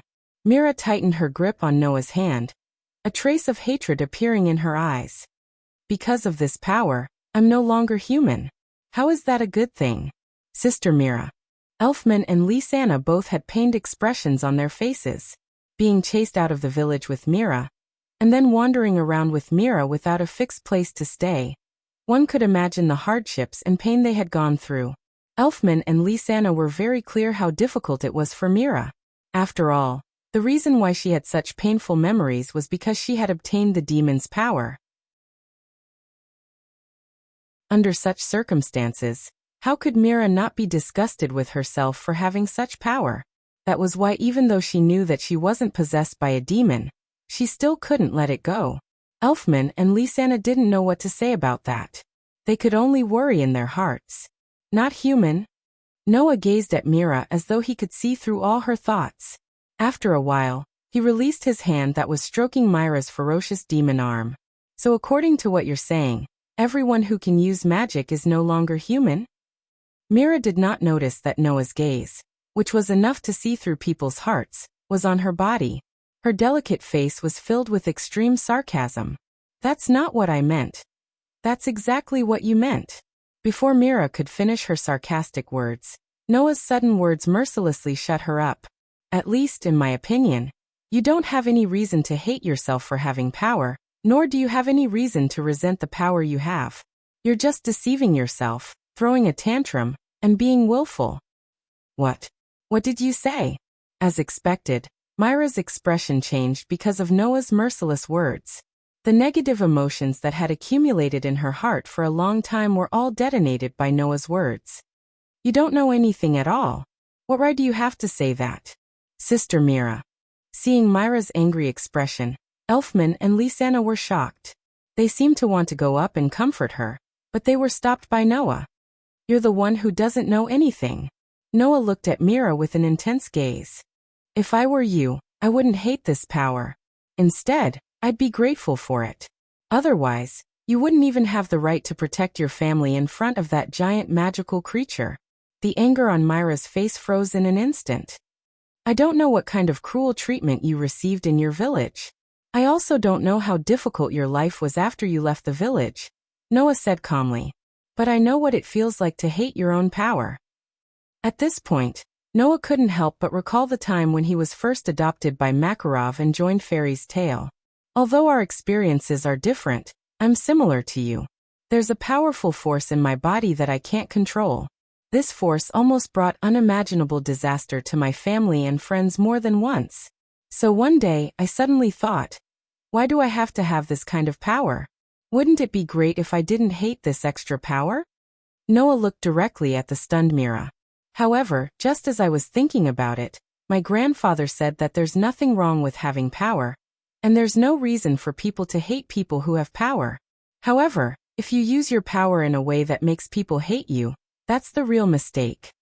Since that day, I've never hated the fact that I have power, because I'll never use my power for something that people hate. Noah stood up, ignoring the gazes of the Strauss siblings behind him, and walked to the cloth bag he put on the wall. Receive magic is magic that can receive the power of animals, monsters, and magical creatures for your own use.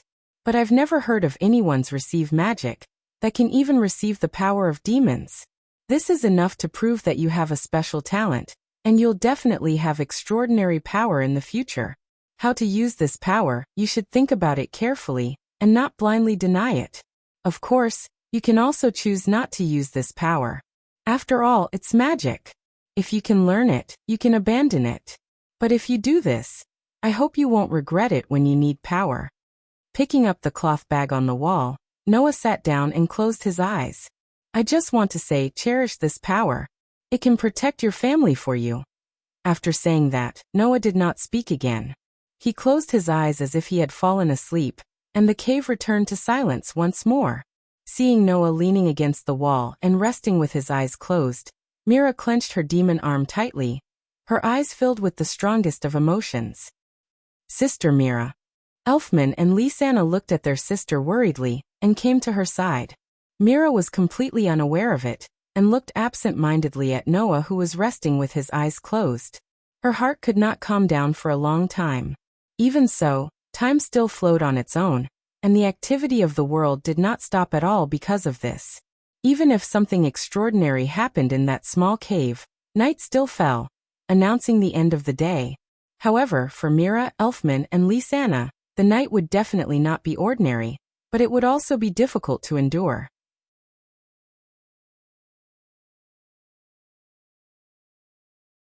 Chapter 38. This is delicious. Brother Elfman, don't eat so fast. But it's really delicious. Really? Water. Water. Seeing Elfman choking and Lisanna panicking, Noah couldn't help but facepalm. At daybreak, Noah, the Strauss siblings returned to the nearby village and returned to the inn. A day later, Wendy had left the village with Jalal and embarked on a journey to find Grandine and stop the activation of anima. After 3 to 4 days of living in the wild, the Strauss siblings finally returned to a place with people. However, what surprised Noah was that the Strauss siblings didn't have the money to stay in the inn, nor did they have the money to eat. That was to be expected. Before the Strauss siblings were driven out of the village, they weren't rich. The three of them depended on each other for survival. During this period of time, they had already spent all the money they had brought out from home. It was precisely because of this that when the Strauss siblings heard that the village had issued a commission to expel the ghosts in the nearby forest, they gave the magical item to Mira to use to hide the demon's arm, and came to the village to accept the commission to earn some living expenses and travel expenses. Who would have thought that when the Strauss siblings were ready, they would come to the village and find the village chief, only to be told by the village chief that someone had already accepted the job. Only then did the Strauss siblings come to the village to look for trouble and snatch the job. It was no wonder that the Strauss siblings were so stubborn about the commission, to the point that they searched for Noah in the forest for 3 days and still weren't willing to return. If they couldn't snatch the commission, the Strauss siblings wouldn't even be able to afford a meal. That would be terrible. Of course, after knowing the beginning of the matter, Noah didn't know whether to laugh or cry. However, he didn't gossip because of this and simply ordered a table of dishes for the Strauss siblings, who had been eating wild game in the forest for several days, to have a good meal. After returning to the village chief sent someone to inform Noah that he had already acknowledged that Noah had completed the commission they issued and gave him all the compensation of 200,000 J in one go. In addition to the 1 million J he had left behind for activating the ritual lake, while Noah didn't bring it all with him, treating others to a good meal wasn't a problem. He wouldn't be stingy to the point of leaving someone in the lurch. However, if possible, Noah still hoped that Elfman could restrain himself and eat a little quietly. Noah glanced at Mira, who was sitting at the side with a cloak covering her body. She was eating silently with only one hand stretched out, and Noah was not used to it. Last time, you rushed over like a delinquent girl and threatened to snatch my job. This time, you're so obedient. How unsettling. Mira continued to eat silently, seemingly not hearing Noah's muttering. On the other hand, Lisanna, who was sitting further away from Noah, heard a little. She secretly observed Mira, then moved closer to Noah's ear and said, "Actually, ever since she was possessed by a demon. No, since she received the power of a demon and awakened her magic, Sister Mira has never smiled or talked much. She was so rude last time because she wanted to appear strong in front of outsiders and protect us." Linley said. "Is that so?" Noah smiled and nodded without batting an eyelid. His words were not as secretive as Lisanna's. "I think demons definitely don't have such a delicate side. Only humans would change themselves for their family." Mira, who was eating, paused for a moment, then recovered and continued eating as if nothing had happened. Lisanna nodded gratefully at Noah, then turned her gaze to Elfman, who was wolfing down his food. Her expression immediately became angry, and she started arguing with Elfman. The entire meal basically went into Elfman's stomach. Only the sound of Elfman eating, Lisanna's curious questioning of Noah, Noah's occasional conversation, and Myra's silence could be heard. "Since you're full, what plans do you have for the future?" Noah took a sip of his drink and looked at the Strauss siblings. "You don't have any extra money, right? You can't go on like this, right?" Lisanna and Elfman looked at each other, and Myra's eyes flickered slightly. It was clear that the Strauss siblings didn't have any good plans at the moment. Noah tapped the table rhythmically, his gaze sweeping past Mira, Elfman, and Lisanna. After a while, the corner of his mouth curled up. "How about it? Do you want to try fairy tale?" Go to fairy tale? Not to mention Lisanna and Elfman, even Mira was clearly moved for a moment. It had to be said that the Magic Guide Guild really was a good place for the Strauss siblings. Mira, Elfman, and Lisanna didn't have a fixed residence, and apart from each other, they had no one else to rely on. If they wanted to survive, they had to have a stable income. However, even if the Strauss siblings wanted to work and earn money, age was a huge issue. Ordinary jobs wouldn't consider hiring children at all. Otherwise, the Strauss siblings wouldn't have to suffer so much. The Magic Guide Guild, on the other hand, didn't care so much. As long as they were able to use magic and had a certain level of strength, they would be able to complete the corresponding tasks and receive remuneration. Moreover, the remuneration was much better than ordinary jobs. Mira was able to use receive magic and receive the power of a demon. Being able to face off against a huge monster showed that her strength was definitely not a problem. Joining the Magic Guide Guild definitely wouldn't be a problem. The problem was that Elfman and Lisanna hadn't learned magic, and we're just ordinary children. In Fairy's Tale, there are many children of your age who are still learning magic. So, even if you don't know magic, you can still learn it after joining the guild, Noah said as he spread his hands. I myself am a magic shooter from Fairy Tale. Personally, I feel that there won't be too much of a problem if you all join Fairy Tale. It's not a bad place to go. Of course, the decision is in your hands. I'm just giving you a suggestion. Elfman and Lysana hesitated. In the end, they looked at Mira and waited for her decision. Mira looked at Noah and coincidentally met Noah's half-smile. She couldn't help but recall the scene in the cave in the forest when Noah gently stroked her disgusting arm. Her heartbeat quickened for no reason, and she avoided Noah's gaze. Under such circumstances, the scene became strangely quiet. After who knew how long, Mira raised her head and took a deep breath. Let's go to Fairy's Tale. Elfman and Lysana looked at each other and said in unison, Sister Mira, where are we going? We'll go where you go. Myra's heart warmed, and she revealed a rare smile. Seeing this, Noah smiled knowingly and had a good impression of the Strauss siblings. Even if there were painful memories that no one knew of, even if they were in an extremely difficult situation, the three siblings would never leave each other and rely on each other. They would never give up on each other, and there was never a moment when they didn't think of each other. The ties of family would definitely be with them for the rest of their lives. It would be the medicine that would allow them to escape their pain, their predicament, and their past. Noah believed in this.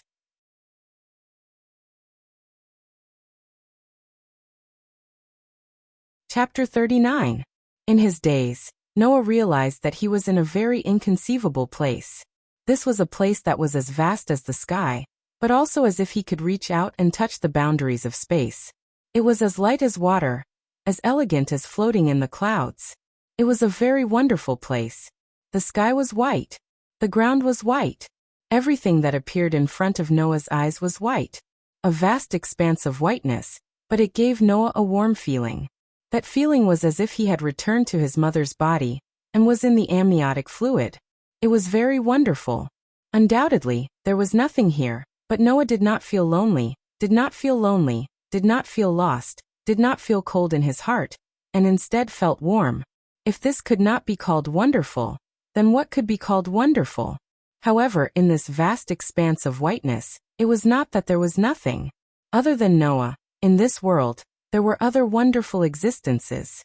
Feathers that fell from the sky. Feathers that were suspended in bubbles that fell from the sky. Feathers that were covered and shrouded in white halos that were suspended in bubbles that fell from the sky.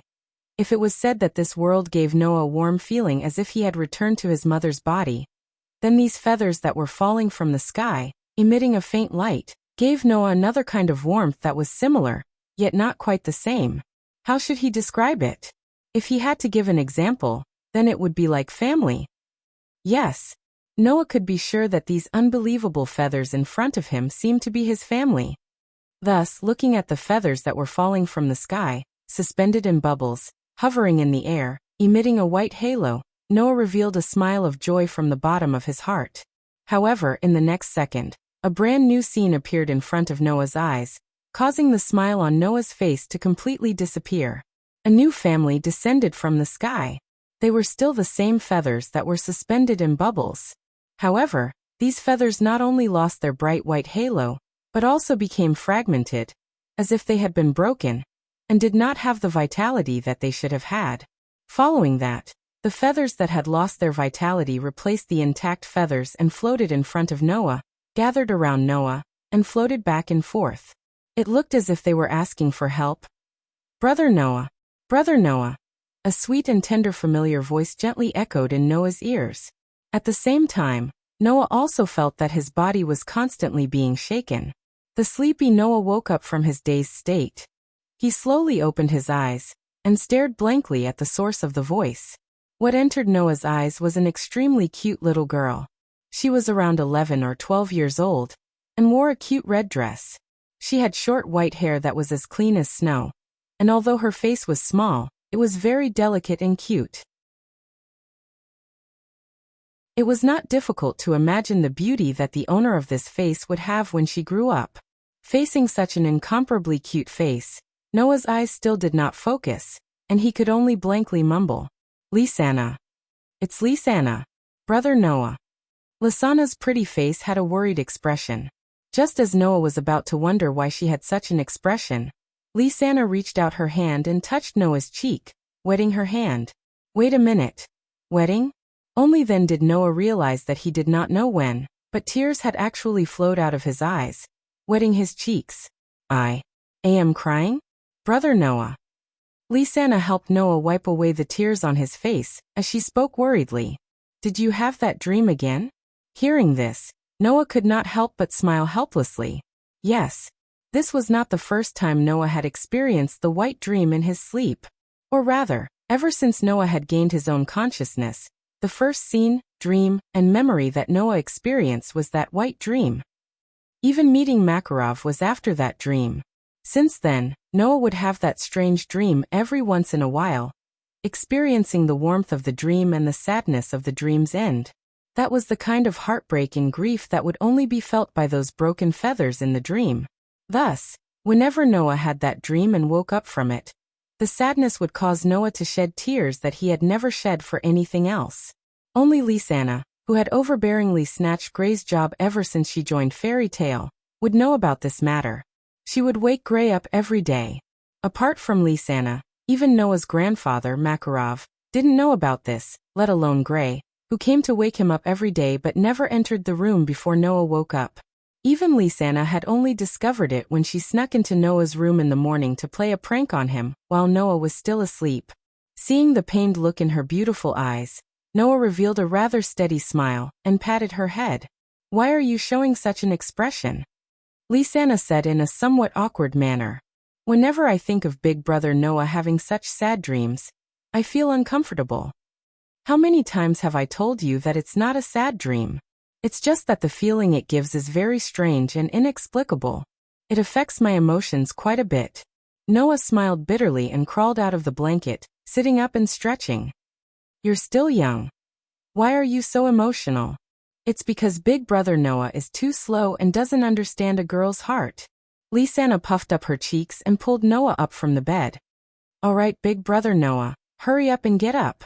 Almost everyone in the guild is here, and you're still sleeping in. Yes.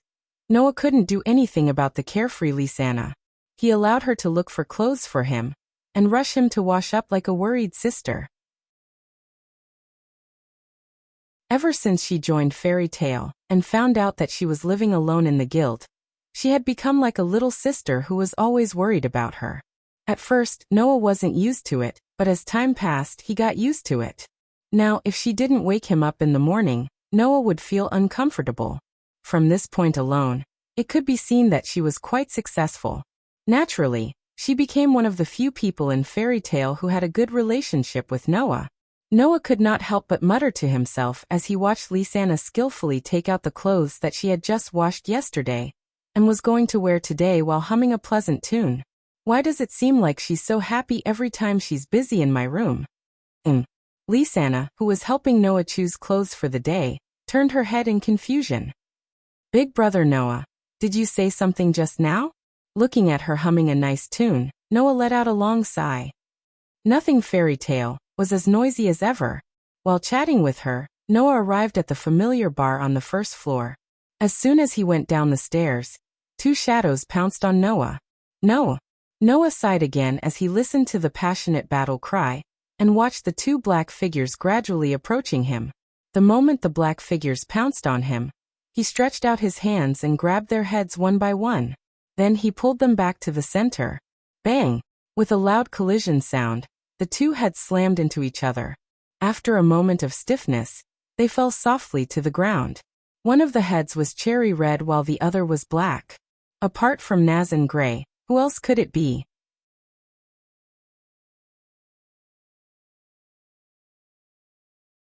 Chapter 40. The moment the loud collision sounded, everyone in the guild turned their gazes in the direction of the sound. When they saw Naz and Gray lying on the ground with a bump on their heads and circles around their eyes, everyone immediately retracted their gazes as if nothing had happened, and started talking to each other. It couldn't be helped.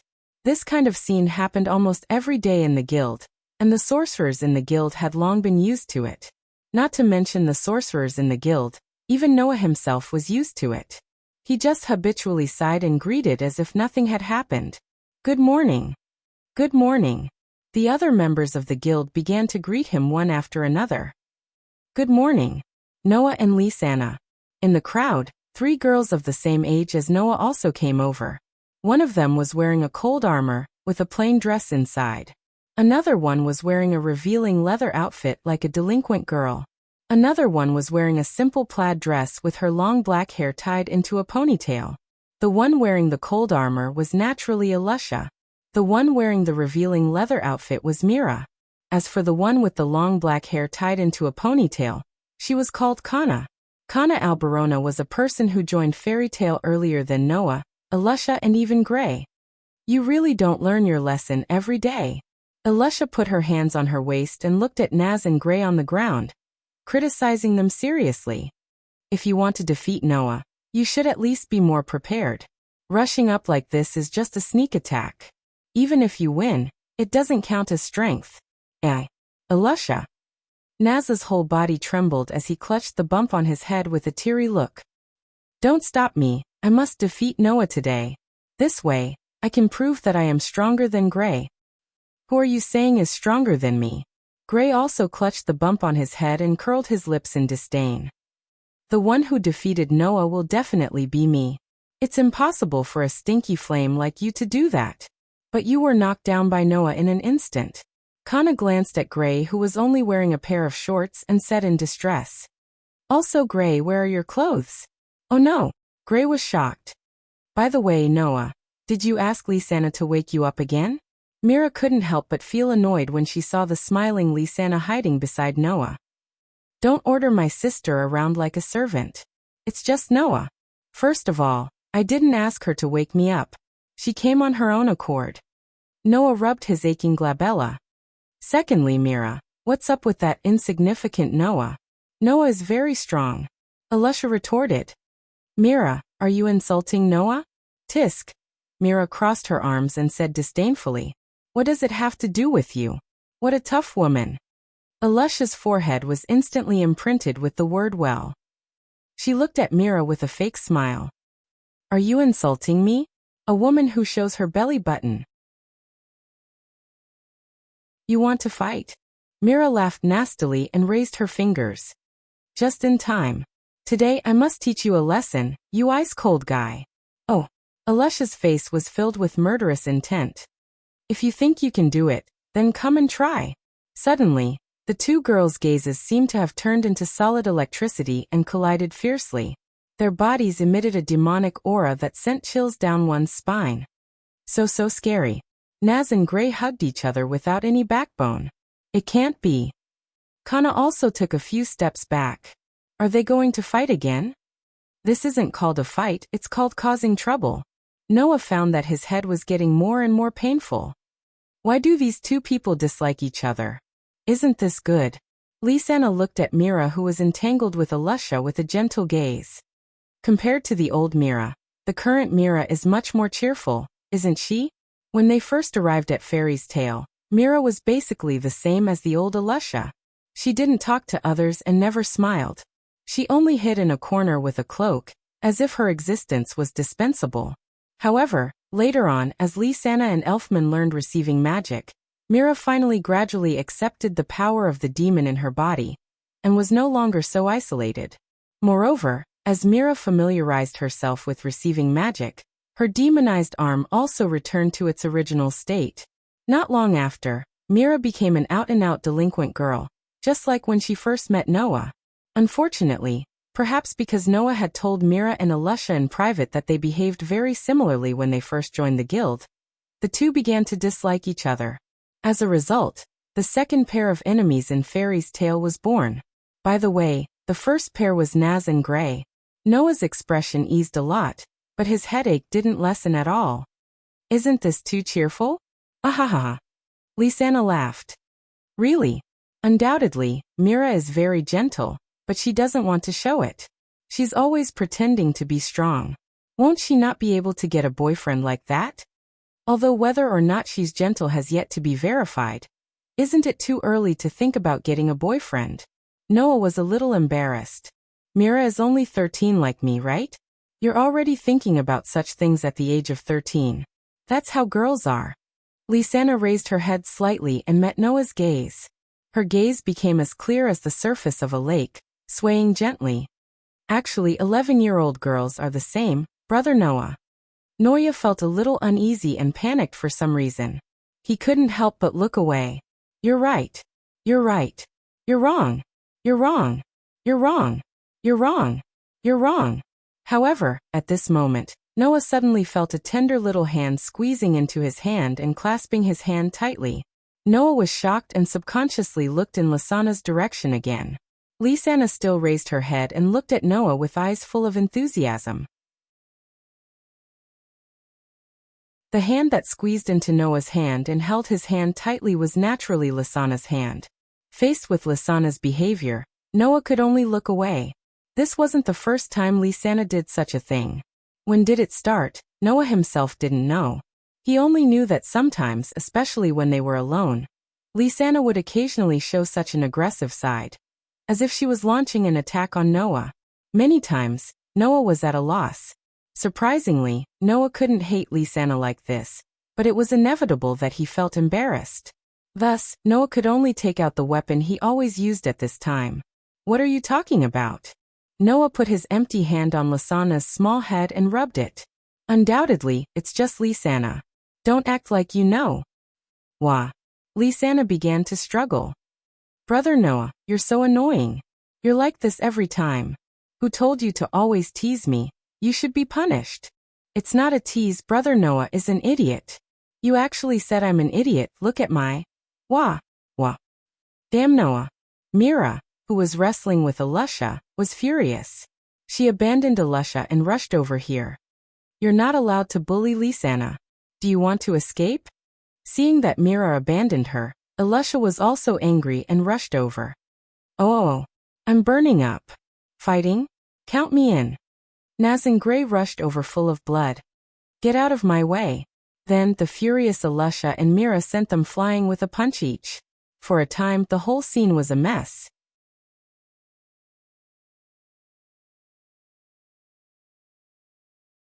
Chapter 41. Magnolia, Forest Riverbank, Clang. In the sound of metal clashing against metal, the two figures holding different night swords separated from each other and retreated rapidly. It wasn't until they were some distance away from each other that they finally stabilized themselves and stopped retreating. Huff, huff, huff. Noah and Alusha looked at each other with eyes full of fighting spirit. After calming their breathing slightly, the corners of their mouths rose at the same time. You've become stronger than before, Alusha. The same goes for you, Noah. As if they were rivals, Noah and Alusha both let out a sigh of relief at the same time. Then a new fighting spirit appeared in their eyes. Again? Again. After a short conversation, the man and woman, who were the best companions and also the best opponents, once again raised their swords and got ready for a charge. Unfortunately, before Noah and Alusha had the time to perform the follow-up of this action, a voice sounded beside them. All right. Stop here. Mira stood up and glared at Alusha. Are you trying to prolong the battle without permission again? It's my turn now. Sister Mira. Lisanna, who was sitting beside Mira, complained. Why do you have to time it so accurately? Isn't it better to let Brother Noah and Alusha continue their relationship? Not at all. Mira said bluntly. If they continue to fight, won't it mean that Alusha will have more time to train? What if she becomes stronger than me? Sister Mira, aren't you being too calculative? Lisanna puffed up her cheeks. Brother Noah, Alusha, and sister, you three are the strongest among us. You're also the only magic shooters who are allowed to work outside of Magnolia. Naz, Gray, Karna, and Brother Elv are only allowed to work in Magnolia. What's there to be unhappy about? Of course not. Mira said matter-of-factly. No matter who I lose to, I can't lose to Alusha and Noah. I can't let him climb over my head. Sister Mira. Lisanna sighed. You really? In the center of the field, Noah and Alusha, who were maintaining their charging posture, looked at each other helplessly. After Myra's interference, the state that the two of them had worked so hard to get into was successfully broken. Mira must have seen this point and stopped them on time, right? With no other choice, Noah and Elisha could only sulkily put away their night swords and let their bodies rest after a whole morning of training. Originally, this place was a secret place that only Noah and Elisha knew about. Unless it was Noah and Elisha leading the way, the chances of discovering this place by chance were not very high. The reason why Mira was here was very simple. What? Elisha wants to train? I definitely won't allow her to secretly get stronger. This was the second day after Mira and Elisha officially started fighting. When Mira saw Noah and Elisha planning to train at the forest bank, she immediately shouted those words. Thus, Mira became one of the users of this secret place. As for Lisanna, the reason was even simpler. If big brother Noah and sister Mira are going, then I want to go too.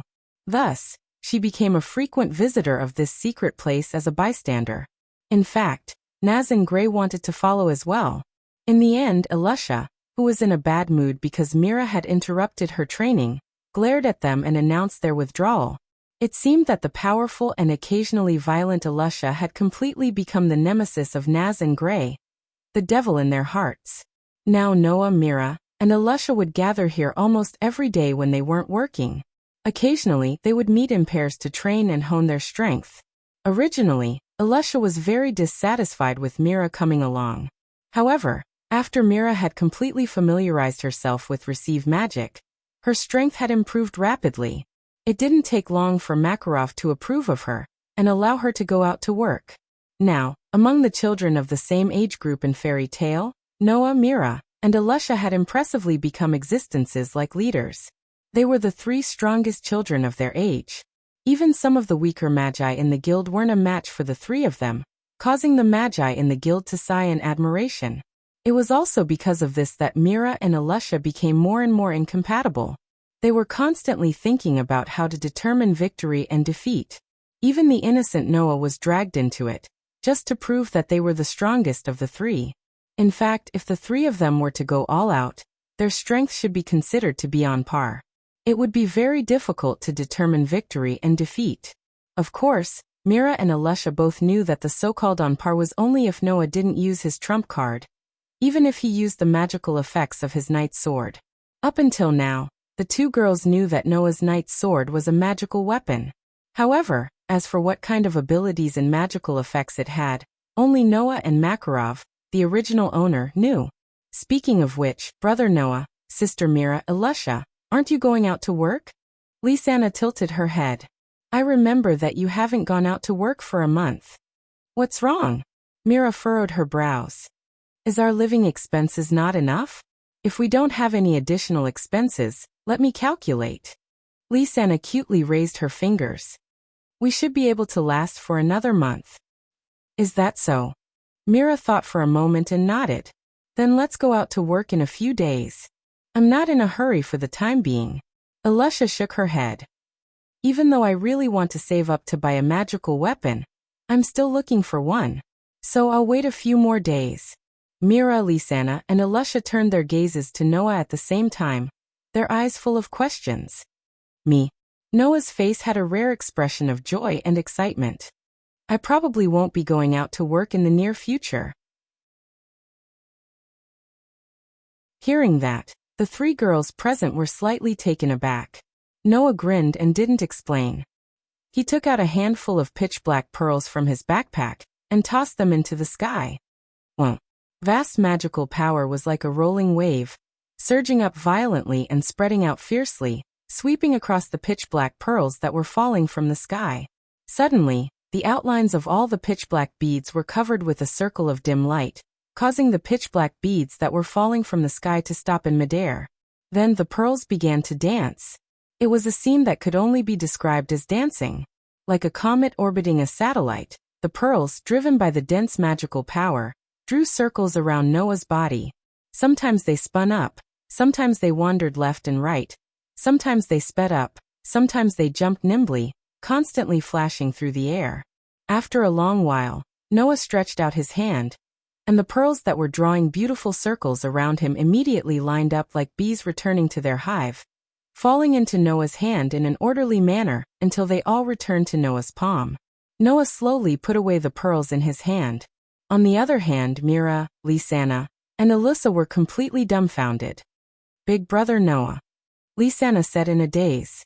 It was impossible for Mira and Lisanna, who had joined Fairy's Tale, not to mention Alyssa, not to mention that Noah had yet to learn magic because he couldn't control it completely. Hence, the three of them were well aware of what it meant to be able to control the pitch-black beads so beautifully, just like a dance. It was a scene that had reached a godly level of control over mana. In front of the three of them, Noah laughed, and laughed very happily.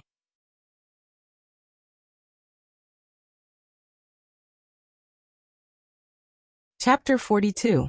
In the Fairy Tale Guild, there was a very large library. It was a bookshelf that could hold 10 20-meter-tall bookshelves. There were countless thick and heavy books on it. It was a very, very large library. In this library, there were all the requests that Fairy's Tale had received, the related magic, the necessary knowledge, and so on since the establishment of Fairy's Tale. Rather than a library, it was more like a database. Occasionally, there would be some ancient documents or books that the guild members had obtained from the outside world.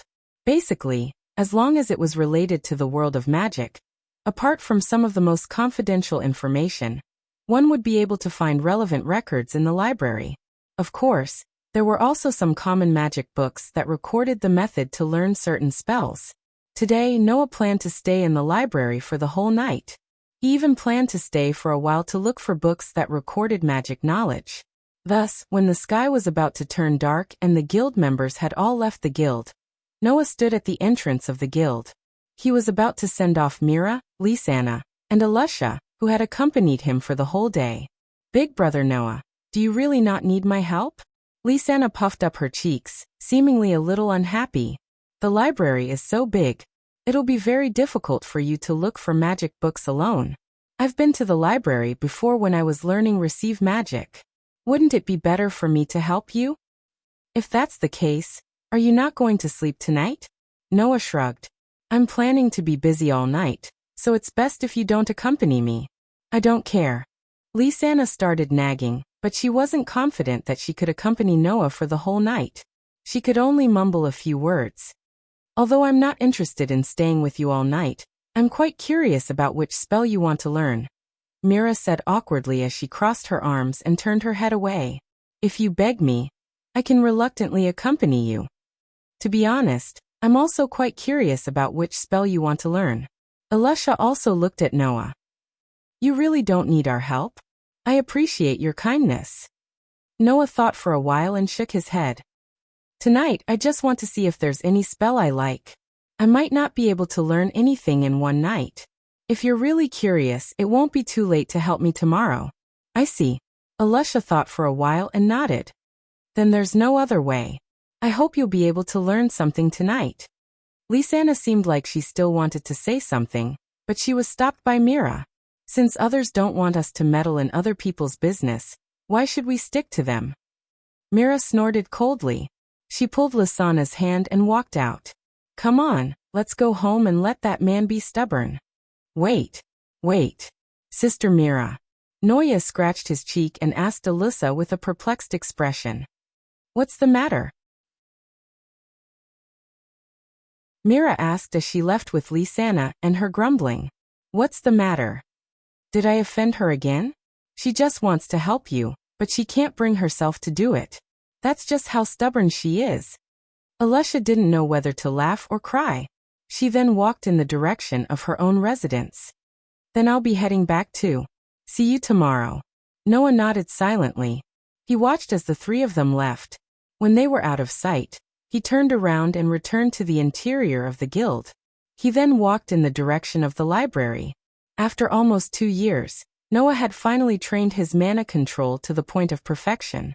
He had completely controlled the unparalleled mana in his body. Noah clenched his fist that was filled with a sense of strength, and could not help but feel an indescribable sense of excitement when he sensed the mana that was surging in his body like stormy waves, but did not leak out of his body at all. It couldn't be helped. Noah had been waiting for this day for a long time. As long as he could freely control his own mana, Noah would be able to learn magic. In other words, Noah could finally officially embark on the path of learning magic and begin his journey towards becoming a true archmage. Once Noah learned magic, his strength would improve by leaps and bounds. He had spent 2 years of hard training to be able to control the powerful magic power freely in his body. When that time came, surpassing Mira and Elusha, who had always been on par with Noah in terms of strength, would definitely not be a dream. If all went well, he would even be able to surpass the person who had always looked down on Noah and was dissatisfied with Noah. The image of the lightning magic user who had the same special magic power as Naz, blonde hair, sharp eyes, and arrogant expression appeared in Noah's mind. The excitement in Noah's heart turned into determination as he quickened his pace and continued to walk toward the library. After walking for about 5 minutes, Noah climbed over the bar on the first floor of the guild and saw the entrance to the fairy tale library. However, the moment he saw the entrance, Noah stopped in his tracks. A surprised expression appeared on his face. He's here? He saw Makarov sitting cross-legged on a box beside the entrance of the fairy tale library. It was rare that he didn't have the wine cup or crutches in his hands. He also didn't wear the clown-like clothes. Instead, he wore a luxurious robe with sacred patterns on it. It was believed that as long as one was in the magic world, 99% of them wouldn't be able to recognize this luxurious robe. That was a robe that only the 10 most outstanding and righteous archmages on the continent, the 10 great saint archmages, could possess. Usually, Makarov would only wear this luxurious robe on very formal occasions, representing his status as one of the 10 saints. Now, Makarov was wearing this robe that represented the 10 great holy magicians. One could imagine how much importance Makarov attached to what he was going to do next. Seeing Noah's extremely surprised expression, Makarov grinned. His eyes seemed to be able to see through everything, containing an indescribable radiance. Have we finally reached this step? Grandfather. Noah hesitated for a moment before speaking in an uncertain tone. Don't tell me you already know? If you're referring to the matter of you completely controlling your mana, then I do know. Makarov's face was full of affection. After all, I've seen your hard work and training every day. You've never once lost sight of it. This sentence was like a warm current that drilled into Noah's heart. It turned out that Makarov had always been secretly watching over him, taking care of him without a moment of stagnation. Noah took a deep breath, walked in front of Makarov and looked him in the eye as he said, "Don't worry. Grandfather, do you have something important to say to me?" Something important. Makarov narrowed his eyes and tilted his head. It's indeed quite important, but I feel that it's time to seriously talk to you. After saying that, Makarov was silent for a moment before speaking. Noah, I know that you've been avoiding your origins all this time. The look in Noah's eyes suddenly became complicated. Indeed, just like what Makarov said, Noah had actually been intentionally or unintentionally avoiding his origins. Because intuition told Noah that his origins were definitely hiding something that could not be known by others.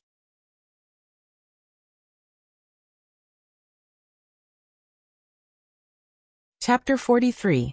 For those who knew Noah, Noah was just an orphan who was accidentally adopted by Makarov.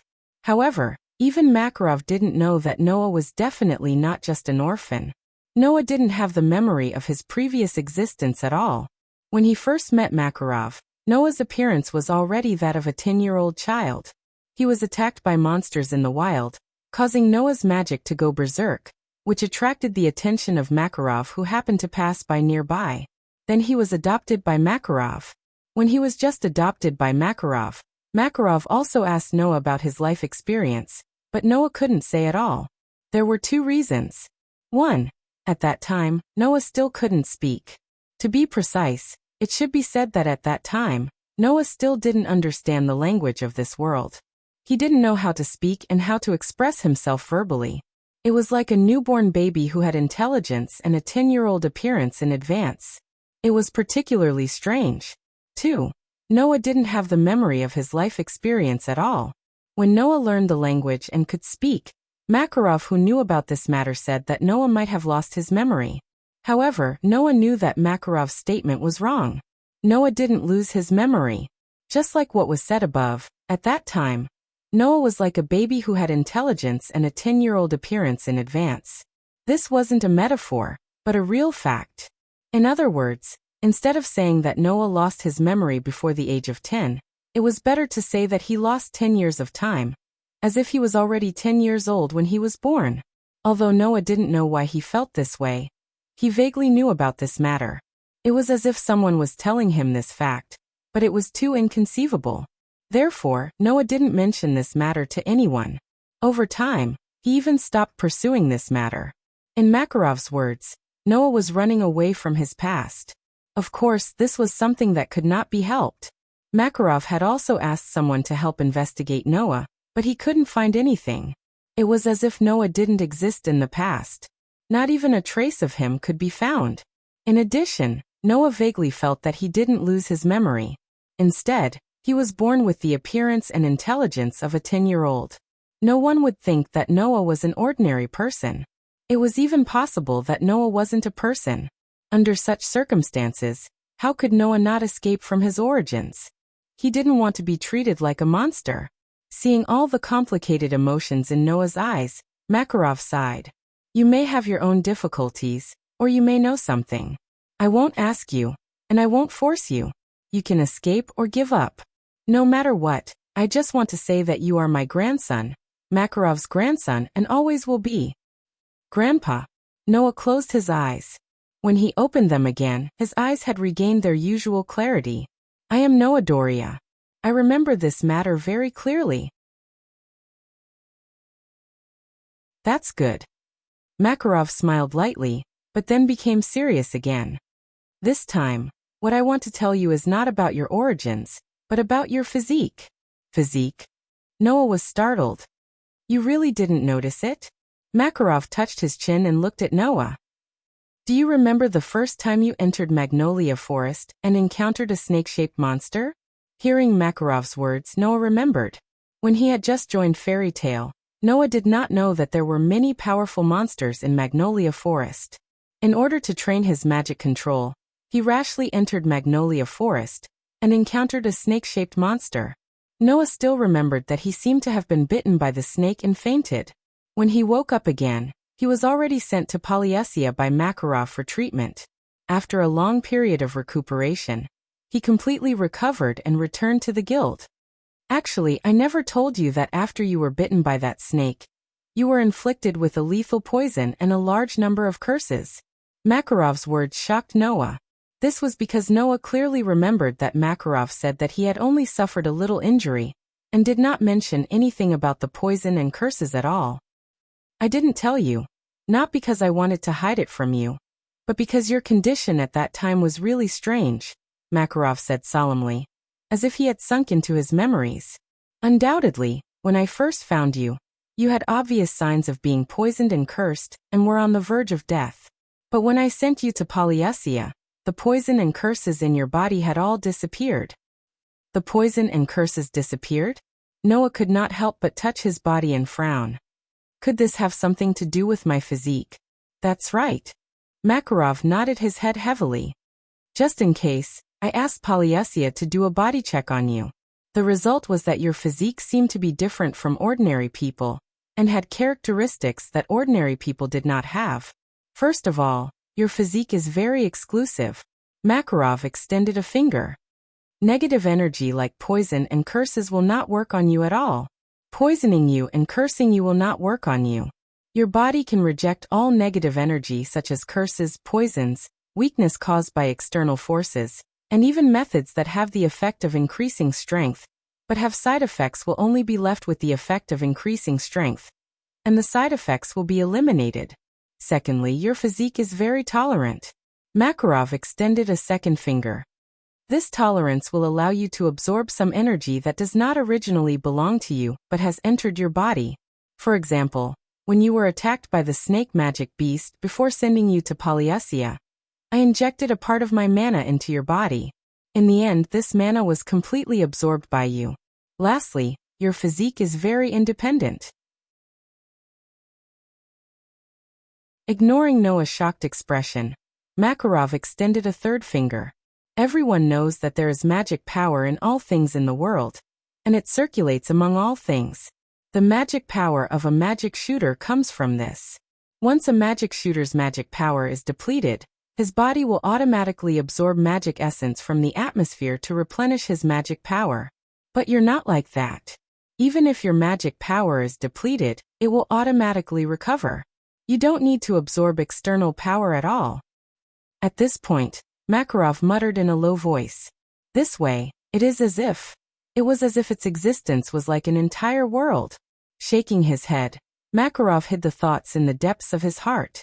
He looked at the silent Noah. I'm here to tell you this. You'll start learning magic soon, and you'll definitely meet all kinds of opponents in the future. It's absolutely necessary for you to grasp the uniqueness of your body. I hope you'll remember this. Immunity to all negative energy and side effects. Ability to absorb energy that does not belong to you.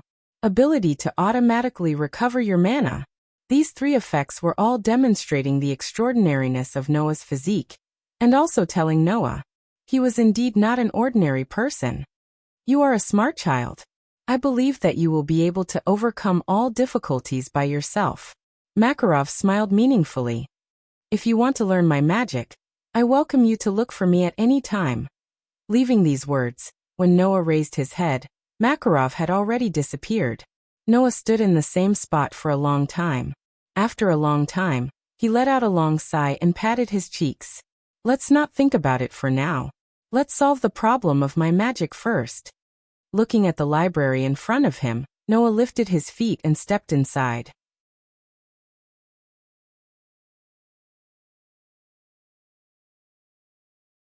Chapter 44. Fairy's Tale. The Book Vault. Rows of bookshelves that were comparable to the size of buildings were neatly arranged in the vast space. Old or new books were neatly arranged on the bookshelves or scattered on the ground. The smell of books lingered in the air. The peaceful atmosphere fluctuated in the space. Under such circumstances, even the violent Mira could not help but lighten her footsteps and tiptoe into the library. Her invasive gaze swept across the space that was filled with books and finally fixed on a table in the middle of all the bookshelves. There, the person Mira was looking for was lying on the table with books piled up beside him. Some of the books were still closed, while others were opened and placed in front of the young man. However, the young man did not even read a single word, because his eyes were tightly shut, and he looked like he was in a deep sleep. Seeing this, Mira frowned and snorted softly. He said that he was going to fight hard all night, but in the end, he was so tired that he fell asleep. Mira did not know that Noah had learned from Makarov that he was different from ordinary people last night. So he was exhausted and fell asleep. She walked down the stairs and walked in the direction of Noah. Looking down at Noah, who was lying on the table sleeping, Mira stretched out her hand, obviously wanting to slap Noah awake. However, in the next moment, an unexpected scene appeared in front of Mira. Drip. With an extremely soft sound, a drop of sparkling liquid slid down the cheek of Noah, who was sleeping on the table, and splashed onto the table, soaking that area. That was Noah's tear. Myra's eyes that seemed to be filled with fierce and powerful emotions suddenly trembled. She could not help but panic, and for a moment, she did not know what to do. Crying? Noah cried? Why? Mira could not get an answer to this question. At least she could not get an answer now. However, the scene of Noah crying in his sleep did bring a great shock to Mira. This was the first time Mira saw Noah cry. Before this, Myra's impression of Noah was that he was capable, powerful, and had a stronger will than ordinary people. He had a strong sense of autonomy, and was a very gentle person. After all, before he joined Fairy Tale, Noah had saved Mira, Elfman, and Lisanna, who were in danger. He also exposed the truth of Mira being possessed by a demon, and led the three of them into Fairy Tale. To Mira, Noah was an existence that saved her. Most importantly, back then, Noah did not mind caressing Myra's demonic arm that represented trauma and painful memories. This scene was deeply engraved in Myra's heart. Mira could not believe that such a person would have a weak side to him that would shed tears. However, even if she knew that Noah had a weak side that ordinary people did not know about, what could she do? She stared blankly at Noah lying on the table, tears flowing out of his closed eyes from time to time and dripping onto the table. Mira was at a loss for what to do. After a while, she hesitated and reached out with trembling hands to wipe away the tears on Noah's cheeks. As Mira wiped, Noah seemed to feel a little itchy. He wrinkled his nose and adjusted his posture. Mira, who thought that he was going to wake up, was startled. When Noah's clear breathing sound entered her ears again, Mira heaved a sigh of relief. At this time, Noah's eyes were no longer tearing up. It was as if he had been disturbed and the dream had changed. His expression was unusually peaceful. Looking at Noah's peaceful sleeping face, Mira continued to wipe Noah's cheeks with her hands. Or rather, she was caressing Noah's cheeks. Her hands were no longer trembling, and she was no longer afraid. Instead, she was reluctant to part with it. Could it be that the reason she insists on waking him up every day is to see such a sleeping face? Mira muttered to herself. She could not help but reveal her inner thoughts. This is really sly. As she said that, Mira began to stare at Noah's sleeping face. She seemed to have thought of something. First she smiled. Her smile was unprecedentedly sweet. Then her cheeks turned red. She sneakily looked around and glanced at Noah's sleeping face. She actually swallowed a mouthful of saliva. If it's just for a while, it shouldn't be a problem, right? Myra's cheeks grew redder and redder as she said those words. Finally, as if she had mustered up some courage, she bent down in Noah's direction. At this time, Myra's eyes were like ripples in water. They were abnormally blurry. Myra's delicate and cute face was also inching closer to Noah's peaceful sleeping face, causing a pink atmosphere to reverberate in the air. Chirp.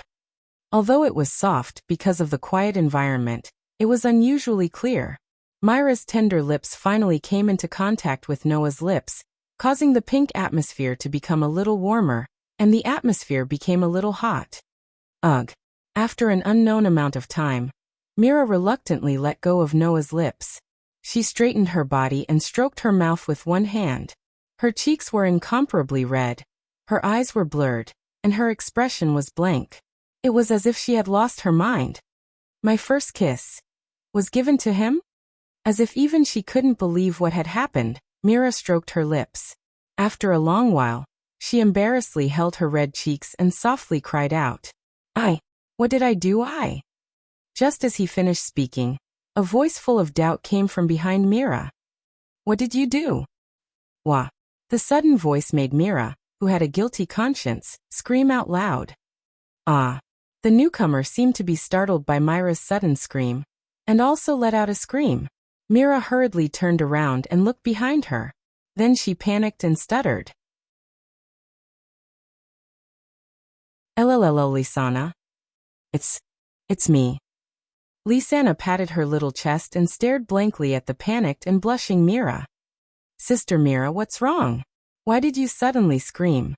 Nothing. Mira took a few steps back and laughed ingratiatingly. Her voice was a little hoarse. Lisana, when did you come? Just now. Lisana looked at her sister with a puzzled expression. What's wrong? Know that this. Mira began to fidget. Did you see anything just now? See what? Lisana looked more and more puzzled. Should I have seen something? Hearing this, Mira silently breathed a sigh of relief and gradually returned to her original calmness. Sister Mira. Lisana stared at Mira and puffed out her cheeks. Are you hiding something from me? Ahaha. Mira guiltily looked away. How could I hide something from you? Right? How suspicious. Lisana stared at Mira, causing Mira to feel even more guilty. She unconsciously reached out her hand and covered her mouth. Lisana was momentarily stunned. Then, as if she had thought of something, she hurriedly turned her head and looked at Noah, who was sleeping on the table. When she saw that Noah's lips were moist and swollen, Lisana's eyes widened, and she looked at Mira in disbelief. Sister Mira. Could it be that you? It's about time to wake him up. Mira frantically interrupted Lisana and said embarrassedly. Lisana, aren't you curious about what magic he learned? Then hurry up and wake him up. Lisana pouted and tears welled up in her eyes. "Sister Mira, you're too sly." Little did she know that Mira had just said the same thing.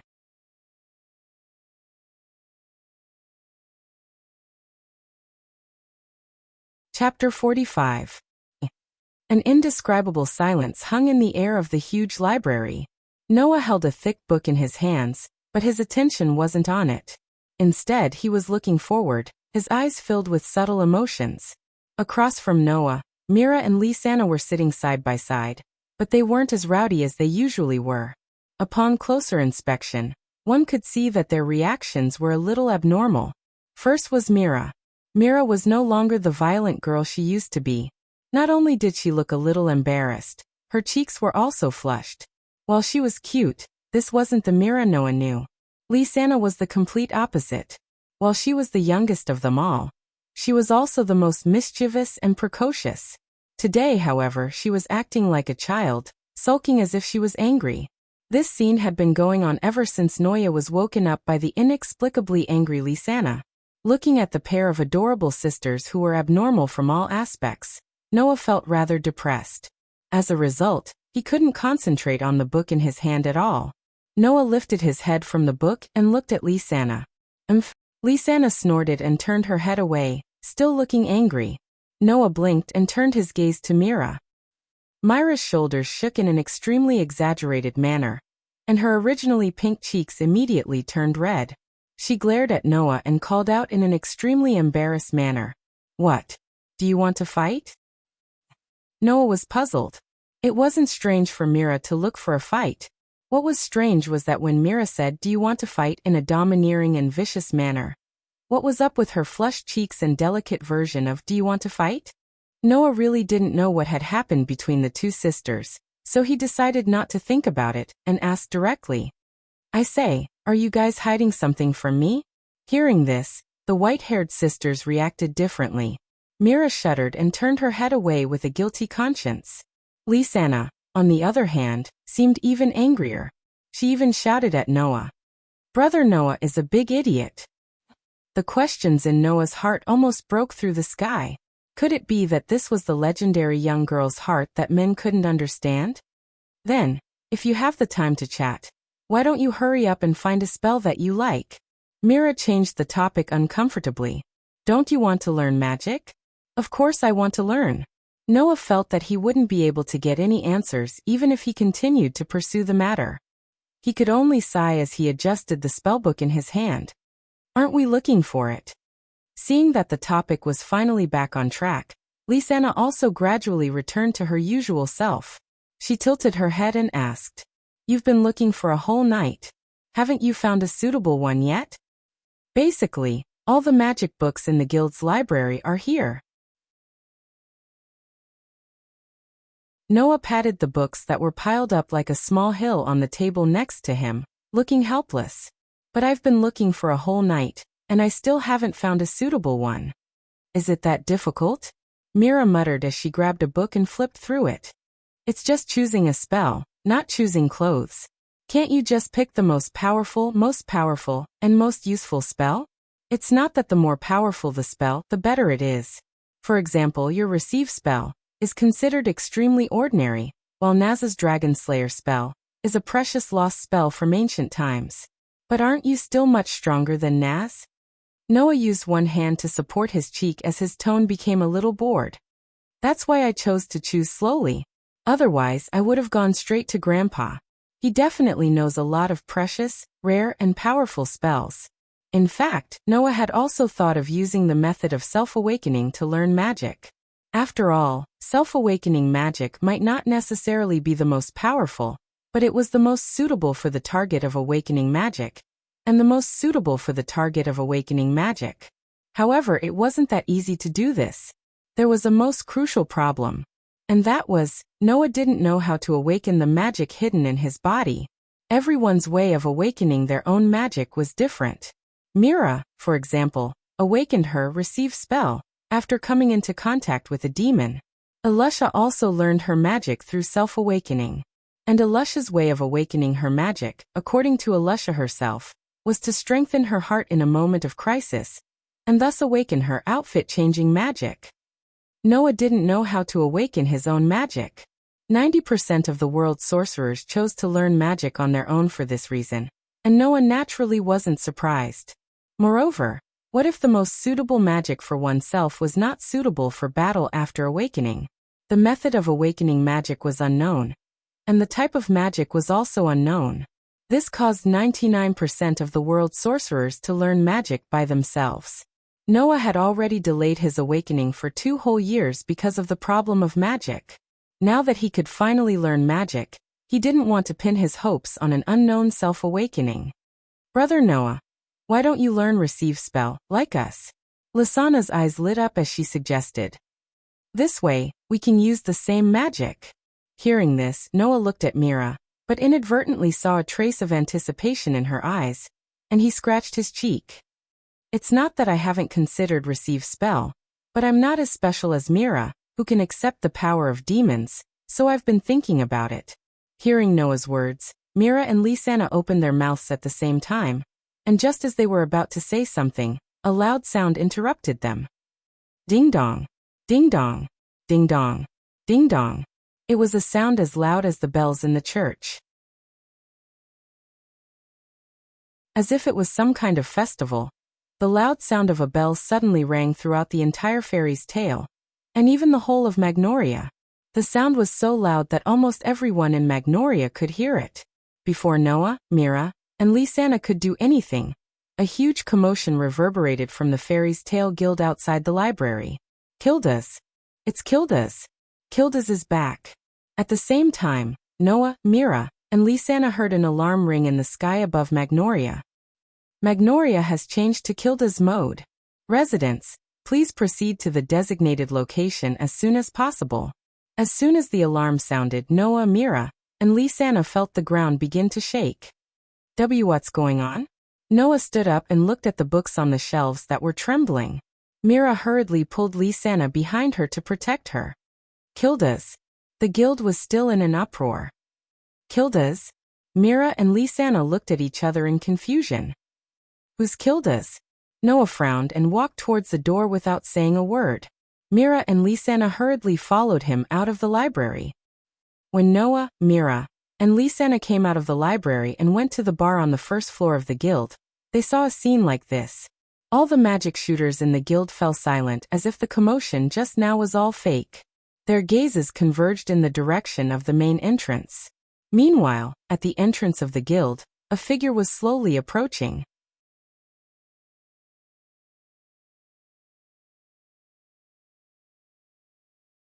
Chapter 46. Almost in an instant, Noah held his breath and, like the people around him, focused his gaze in the direction of the gate. Even though he was inside the guild, Noah could clearly see what was happening outside. If there was a word to describe Noah's current mood, it would be shock. This was because Magnolia had cracked open. Magnolia, which originally had many buildings, was divided into 2 sides with the guild entrance as the dividing line. 2 thick walls were built to protect the buildings on both sides. As a result, there was a road leading from the outside of Magnolia to the entrance of the fairy's tale. Under such circumstances, the existence named Kildas slowly walked over from the opposite side of the road and stepped into the gate of the guild. He was a middle-aged man around 40 years old. Moreover, it was a middle-aged man who wore a dusty cloak. His chin was full of stubble, and he looked rather sloppy. Such a sloppy middle-aged man carrying a cloth bag walked in from the outside and appeared in front of everyone's eyes. Undoubtedly, he was just a sloppy middle-aged man, but Noah felt a strong sense of presence from him. Of course, what Noah cared about was not the strong sense of presence, but the factor that caused this sense of presence to manifest. Noah clearly felt it with his powerful senses. The body of this sloppy middle-aged man in front of him hid a power so powerful that it could defeat Noah in an instant. Noah subconsciously clenched his fists and his body tensed up as if he had entered a state of battle. He stared at the middle-aged man named Kildas. Kildas had just stepped into the guild entrance and only had time to look around. Then, he suddenly tilted his head in confusion and fixed his gaze on Noah. The members of the guild who wanted to greet Kildas also seemed to have noticed that something was wrong. They looked at each other and forgot to speak. Mira, Lysana, Elusha, Naz, Gray, Karna, Elfman, and the other children of the same age seemed to be thirsty. Their lips became dry and they opened their mouths, but no words came out. In the air, a solemn atmosphere was spreading. Looking at Noah, who was staring at him with his body tensed up as if he was ready to fight at any time, Kildas suddenly smiled. His smile was very steady. It seems that there are some interesting people in the guild while I was away. But I'm not your enemy, so you don't have to be so wary of me, right? Kildas's steady and light voice spread throughout the guild, instantly dispersing the solemn atmosphere. Upon hearing Kildas's words, Noah was taken aback. Then he realized that his actions were a little too intense. He took in a deep breath and slowly relaxed his body before bowing and apologizing. I'm sorry, my reaction was too intense. You don't have to take it to heart. Kildas's serious expression turned into a frivolous and exaggerated smile, and then he asked curiously.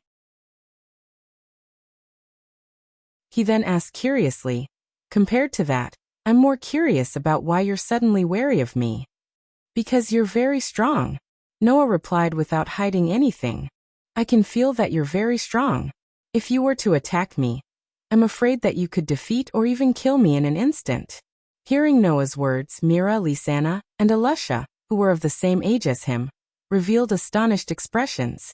On the other hand, the magic shooters in the guild took it for granted. So that's why you're suddenly wary of me. You're afraid that I would attack you? Kildas was stunned at first, but he soon burst into laughter. That's interesting. Hey. At this moment, Naz jumped out and pointed at Kildas arrogantly. Who are you? Me.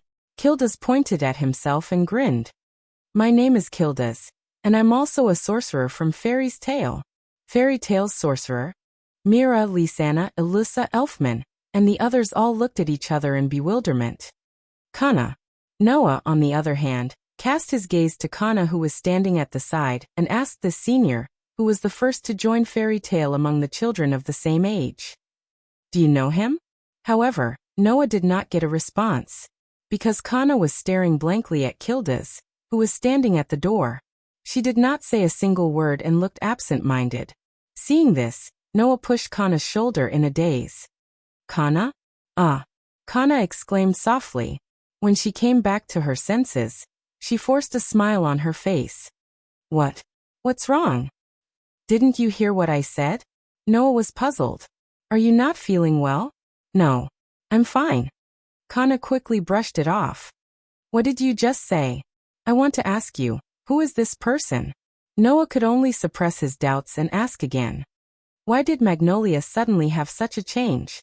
Are you talking about Kildas? Kana looked at Kildas again. Noah did not know if it was an illusion, but he felt that Kana looked at Kildas with a complicated and special gaze. He's the strongest sorcerer in Fairy Tale. The strongest magic shooter in Fairy Tale. Noah was surprised. You mean he is stronger than Grandpa? I don't know about this. Kana touched her head embarrassedly. After I joined Fairy Tale, Kildas has been known as the strongest magic shooter in Fairy Tale. As for whether he is stronger than the president, only the president knows. Then why did Magnolia become like that? Noah turned his head and looked at Magnolia, which had been split in half to create a path to the fairy's tail. Is it because of Kildas? Yes. Kana nodded heavily.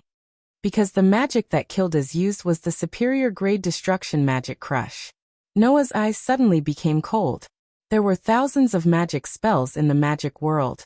Some of them were ancient magic that had been passed down since ancient times and developed by the ancestors. Some were lost since ancient times, and only a few people had the luck to learn the lost magic. Some were new magic spells that were developed by some outstanding magic shooters. Some were rare magic spells that were obtained from documents that were left behind by some powerful magic shooters. Among so many magic spells, there were naturally some that were far more powerful than ordinary magic. Once learned, the power would be extremely outstanding. Superior grade destruction magic. Magic with this title meant that in the field of destruction, this magic was definitely at the forefront of all magic, far surpassing the existence of other magic spells. Although it could not be said to be the strongest, it was still many times stronger than ordinary magic spells. In terms of destruction, perhaps even Naz's Dragon Slayer magic could not be compared to this magic spell. Kildas seems to be unable to control his magic properly. If he is not careful, it will cause a lot of damage. Kana explained. So, in order to not cause unnecessary losses, Magnolia specially switched to a mode that was convenient for Kildas to walk when he returned. Noah was a little speechless, but then he became excited. Destructive power that even the town had to avoid? Superior grade destruction magic. How powerful was it?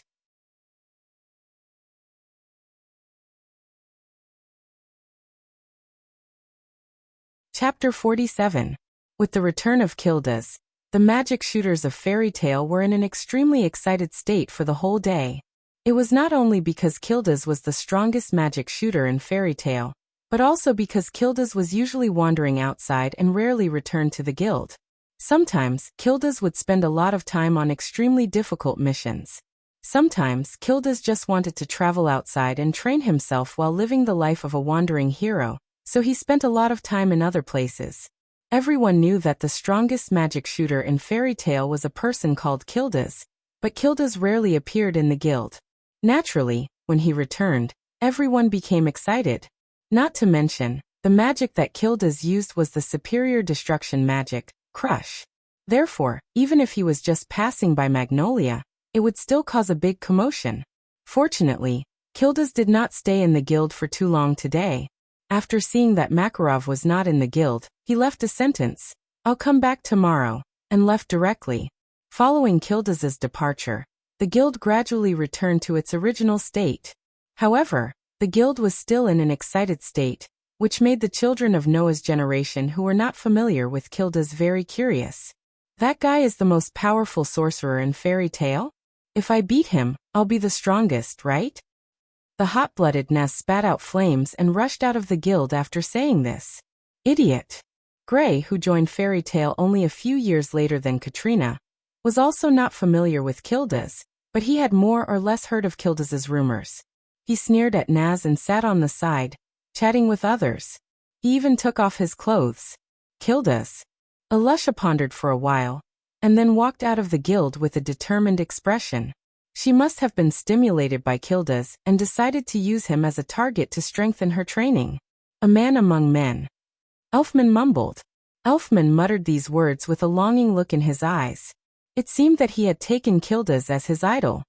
Katrina stared blankly at the direction Kildas left, and did not say anything for a long time. I don't know why everyone is so excited about such a big uncle. This was Myra's vicious and disdainful comment. He's quite manly but very sloppy. Are all boys like that when they grow up? This was the sigh of the mischievous Lisanna as she blinked her big eyes. Noah was the only one who glanced around at his companions before he quietly left and walked towards his room. Phew, lying on his bed, Noah slowly exhaled and closed his eyes, sinking into silence. To be honest, the appearance of Kildas not only stimulated Alusha and the others, but also stimulated Noah. With extraordinary senses, Noah clearly knew how powerful Kildas, the strongest magic shooter in Fairy Tale, was. Noah had only felt such a strong sense of presence and power from one person so far. Makarov. In other words, as the strongest magic shooter in Fairy Tale, even if he was not as strong as Makarov, he was definitely at the level of the 10 great Saint Magi. Noah really did not expect that there would be such a powerful existence in Fairy Tale. Kildas is definitely an S-rank magic shooter. S-rank magic shooter. That was a title that only magic shooters who passed the internal test of the guild and were recognized by the guild's president could have.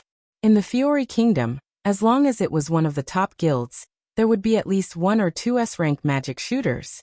Due to the differences in the internal tests of each guild, the strength of the S-rank sorcerers in each guild was also different. However, even in the Phantom Lord, which had a large number of people and many branches, the number of S-rank sorcerers did not exceed 5. Fairy Tale's S-rank magic shooters test was notoriously difficult.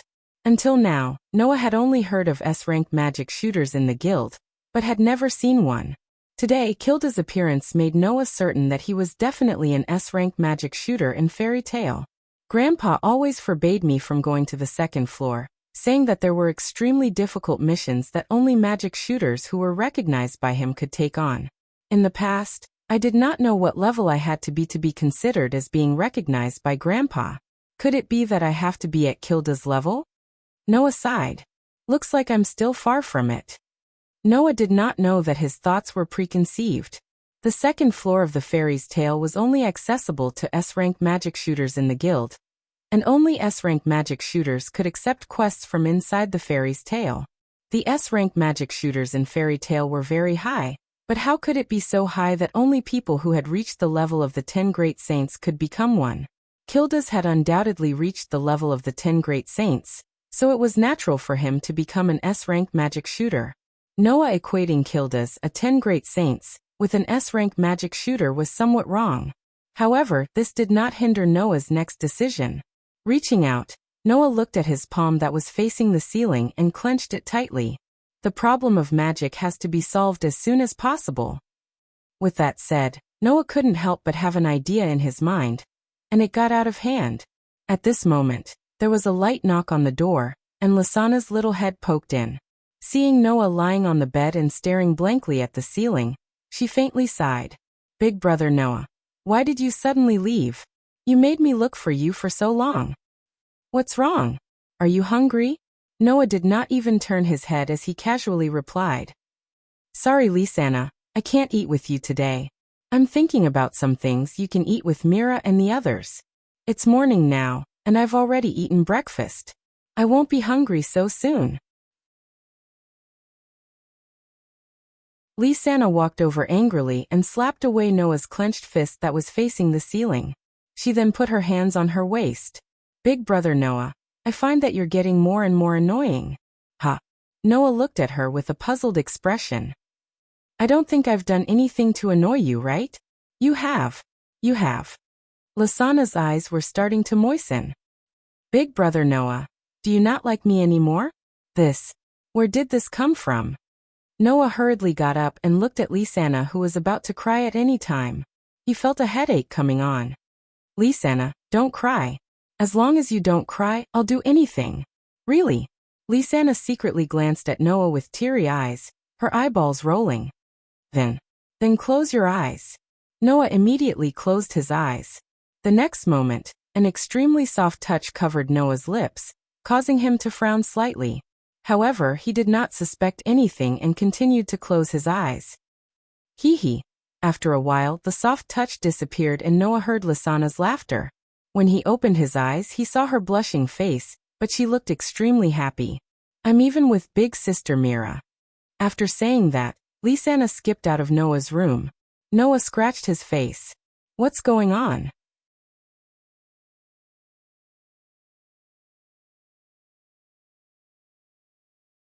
Chapter 48.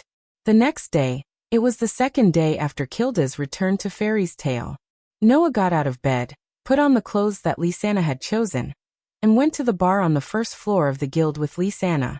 Lysana wanted to hide behind Noah as soon as she went downstairs. After all, Naz and Gray would pounce on Noah for a duel every time this happened, and then they would be dealt with by Noah. Lysana didn't want to be implicated in this process. However, Lysana soon discovered it. Today, Naz and Gray didn't pounce on Noah at all. Instead, they sat at a wooden table. Naz, who was sitting there, was hugging his arms with tears in the corners of his eyes. He looked angry, and there was a bump on his head. Gray was making fun of Naz, which made Naz very angry. His eyes became more and more moist, and he looked like he could cry at any time. Beside Naz and Gray, Mira, Elusha, Kana, Elfman, and the others were also there. They looked at Naz, who had a bump on his head, and seemed to be scolding him, which made Naz a little dejected. What's wrong with Naz? Noah naturally noticed this phenomenon, and felt a little strange. Could it be that he went to challenge Mira or Elusha in advance and was defeated? The two looked at each other, and walked in the direction of Naz. Hey Sister Mira. Lysana pulled Myra's hand and asked curiously, What's wrong with Naz? Lysana? The moment Mira saw Lysana, she glanced at Noah without a trace and then snorted coldly. He deserves it. Naz seems to have gone to duel with Kilda's. Elusha spread her hands and said helplessly. In the end, you saw it too? This simple sentence made Noah and Lisanna immediately understand, and they laughed bitterly at the same time. Should I really say as expected of Naz? It's really Nazi style. No matter what, the opponent is still the strongest magic shooter in the guild. How could this bastard succeed? Gray held his head in his hands. Even Noah said that Kildas is very strong enough to defeat him in an instant. You can't even defeat Noah. How can you defeat Kildas? No matter what, this opponent's level is too high. Kana sighed and then pointed at Gray as if nothing had happened and reminded him. And Gray, where are your clothes? Oh, as usual, Gray was slow to realize that he was only wearing a pair of shorts. Hey Noah, is that Uncle Kildas really that strong? Elfman asked Noah in a surprised tone. Strong enough to defeat you in an instant? Everyone present turned their eyes to Noah, and their eyes were filled with the same surprise as Elfman's. At the same time, they were full of doubts. It couldn't be helped. These juniors didn't know what kind of strength Kildas had, but they knew very well what kind of strength Noah had. Even if he didn't know magic, Noah still relied on his excellent swordsmanship, and his strength was comparable to the strongest among them, Mira and Alusha.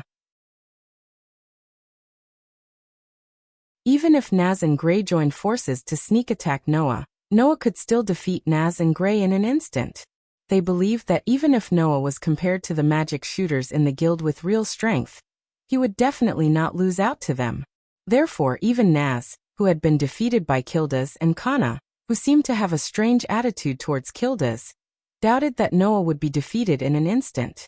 Mira, Lisanna, Alusha, Gray, and the others who had a good relationship with Noah were even more suspicious. In front of everyone, Noah shrugged. I can only say that Kildas is really strong. If he gets serious, I definitely won't be able to hold on for a second. A second? Everyone's eyes widened to the maximum at the same time. At this moment, a voice sounded from the side. Yo, you're still so energetic today. Hearing this voice before anyone could react, Naz had already jumped up. Kildas, who had not changed his attire at all, had a sloppy face full of stubble. He greeted the surrounding guild members while walking towards the group of children. Seeing Kildas walking towards them, the group of young boys and girls began to feel a little nervous. Only Noah and Naz, one was sizing up Kildas, and the other was shouting excitedly. Kildas, let's continue our duel. Duel. Kildas touched his head and waved his hand with a look of disgust. Sorry, let's talk about it next time. Okay. Although he said okay, Naz had already moved his body, and was ready to rush in the direction of Kildas. Idiot. Gray and Elfman pounced on Naz and held him down, making Naz struggle and shout. Let me go. Let me go. I want to duel with Kildas. You bastard. Kildas was helpless. So impulsive, is he really a young man? Isn't this good? Alusha, who had been sizing up Kildas with a scrutinizing gaze, smiled coldly. Since Naz has so much fighting spirit, it's not bad for you to accompany him, right? No, I just came back not long ago, and I haven't rested enough. Kildas still waved his hand with a perfunctory look. Naz, who only knows how to be straightforward, won't have any advantage in dueling with me, so let's forget about it. Hearing this, everyone nodded one after another. The strength of Kildas was unfathomable. If one wanted to challenge such an existence, one would have to use roundabout tactics and strategies when one's own strength was at a serious disadvantage. Only then could one have a pitiful chance of winning. For someone like Naz who only knew how to charge forward, it was needless to say, no matter how fiercely he charged, he would just be sending himself to death. The pitiful chance of defeating Kildas was directly reduced to zero. Therefore, everyone could understand the meaning of Kildas' words. However, the development of the next moment was beyond everyone's understanding. Then, Noah raised his head and looked at Kildas with a provocative smile. How about I fight with you? No. Everyone was shocked. Kildas was also stunned. Looking at Noah, the lazy and sloppy expression on his face gradually disappeared, and was replaced by the steady smile that he had when he first returned to the guild yesterday. Then I'll accompany you for a while. Everyone was stunned at first, and then they exclaimed at the same time. Come on, come on. Instead of cheering, voices came from all around, more like joining in the fun. Noah, brother Noah. Mira, Lisanna, Elusha, Naz, Gray, Kana, and Elfman stood in the center of the crowd. Some of their faces were full of worry. Some of them were full of seriousness. And some of them looked excited. It seemed that they were having more fun than Noah. On the other side of the human wall built by the magic shooters, Noah solemnly held a sheathed knight's sword in his hand and stared at Kildas, one hand still holding the hilt of his sword. Compared to Noah, Kildas had a relaxed smile on his face. Before we fight, let me ask you a question. Kildas chuckled. Why do you suddenly want to fight with me? Didn't you say that I can defeat you in an instant? Then you have to be serious. Noah maintained the most natural posture of drawing his sword and chuckled. And before you get serious, I think I can still exchange a few moves with you. Actually, I'm quite curious about the president's grandson. After all, his other grandson is your brother in name. Sooner or later, I'll have to admit defeat to him, right? Kildas gestured at Noah provocatively. So, let me see what you're capable of. Noah did not answer, but his grip on his sword tightened.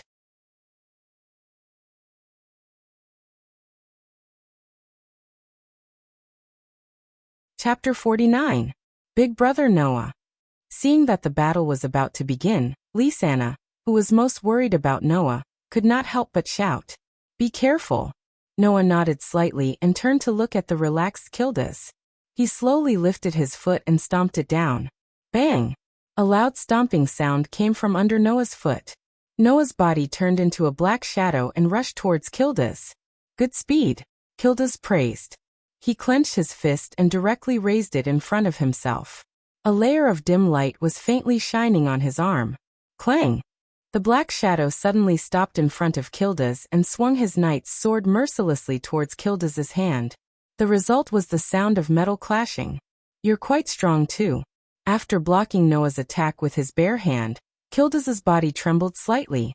He laughed in surprise at Noah, who had taken a step back. Instead of attacking, he swung his arm. No way. In the crowd, Mira, Lisanna, and Elusha were all dumbfounded. He blocked Noah's attack with his bare hand? Noah also stared at Kildas's swinging arm. With his extraordinary sensing ability, Noah felt the mana covering it. To be honest, the mana covering Kildas's arm was not that exaggerated. At most, it was used to strengthen the hardness of his body. If it was someone else who used the same amount of mana to strengthen their body and blocked Noah's attack with their bare hand, their hand would definitely be chopped off. However, Kildas used the same amount of mana to strengthen his arm and block Noah's attack. Others might find it inconceivable, but Noah realized that something was wrong. Kildas didn't just use his mana to strengthen his arm. Noah could clearly feel that the mana covering Kildas's arm was compressed into a ball like water. This was the secret behind how Kildas was able to block Noah's attack with his bare hand. When ordinary people use mana to strengthen their arm, it was like using mana as water while their hand was soaked in water. This way, when someone slashed with a sword, the water would more or less create resistance, reducing the strength and threat of the attack. Not only did Kildas use magic to strengthen the hardness of his arms, he also squeezed the magic into a dense ball, directly compressing the water into ice. The result of this was that ice was able to block the slash, unlike water, which was only able to obstruct the slash and reduce its power. Noah had never seen such a way of using mana before, and it made Noah's eyes light up as he came to a sudden realization. So, mana could be used like this? Noah, who had a lot of understanding, glanced at the knight's sword in his hand, and his eyes flashed. Since Kildas could compress his mana and increase its density to strengthen his arm, then if he used the same method to cover his sword with mana, would he be able to greatly increase the sharpness of his sword? Thinking of this, Noah directly turned his thoughts into actions. The mana in his body flowed out continuously and gathered on the knight's sword in his hand. To be precise, it should be said that it gathered on the body of the knight's sword. Then, Noah used his superb control over magic power that he had trained hard for 2 years to control the magic power that covered the knight's sword.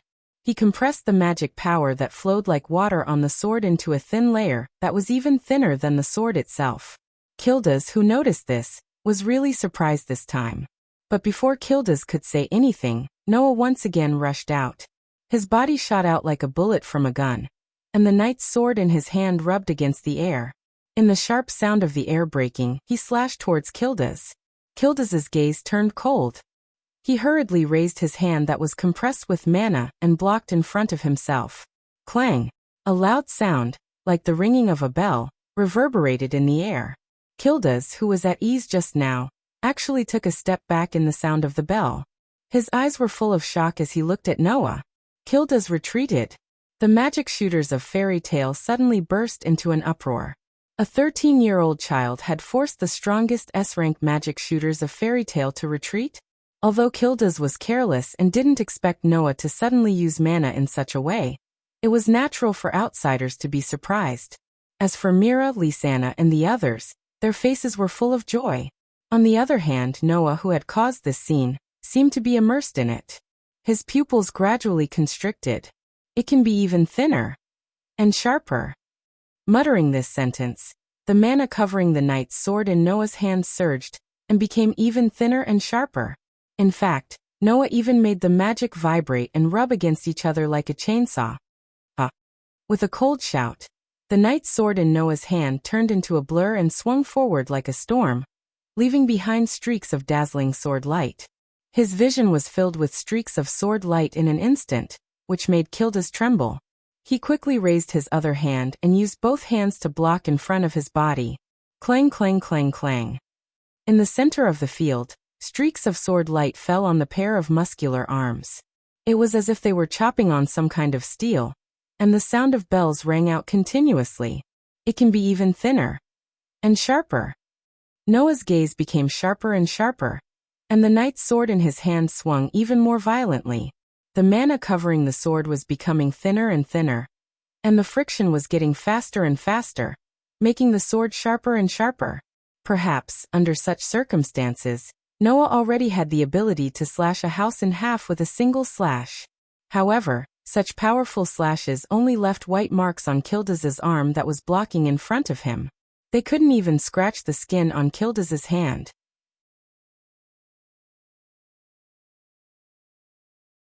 What a shocking fellow! Yizichan sighed.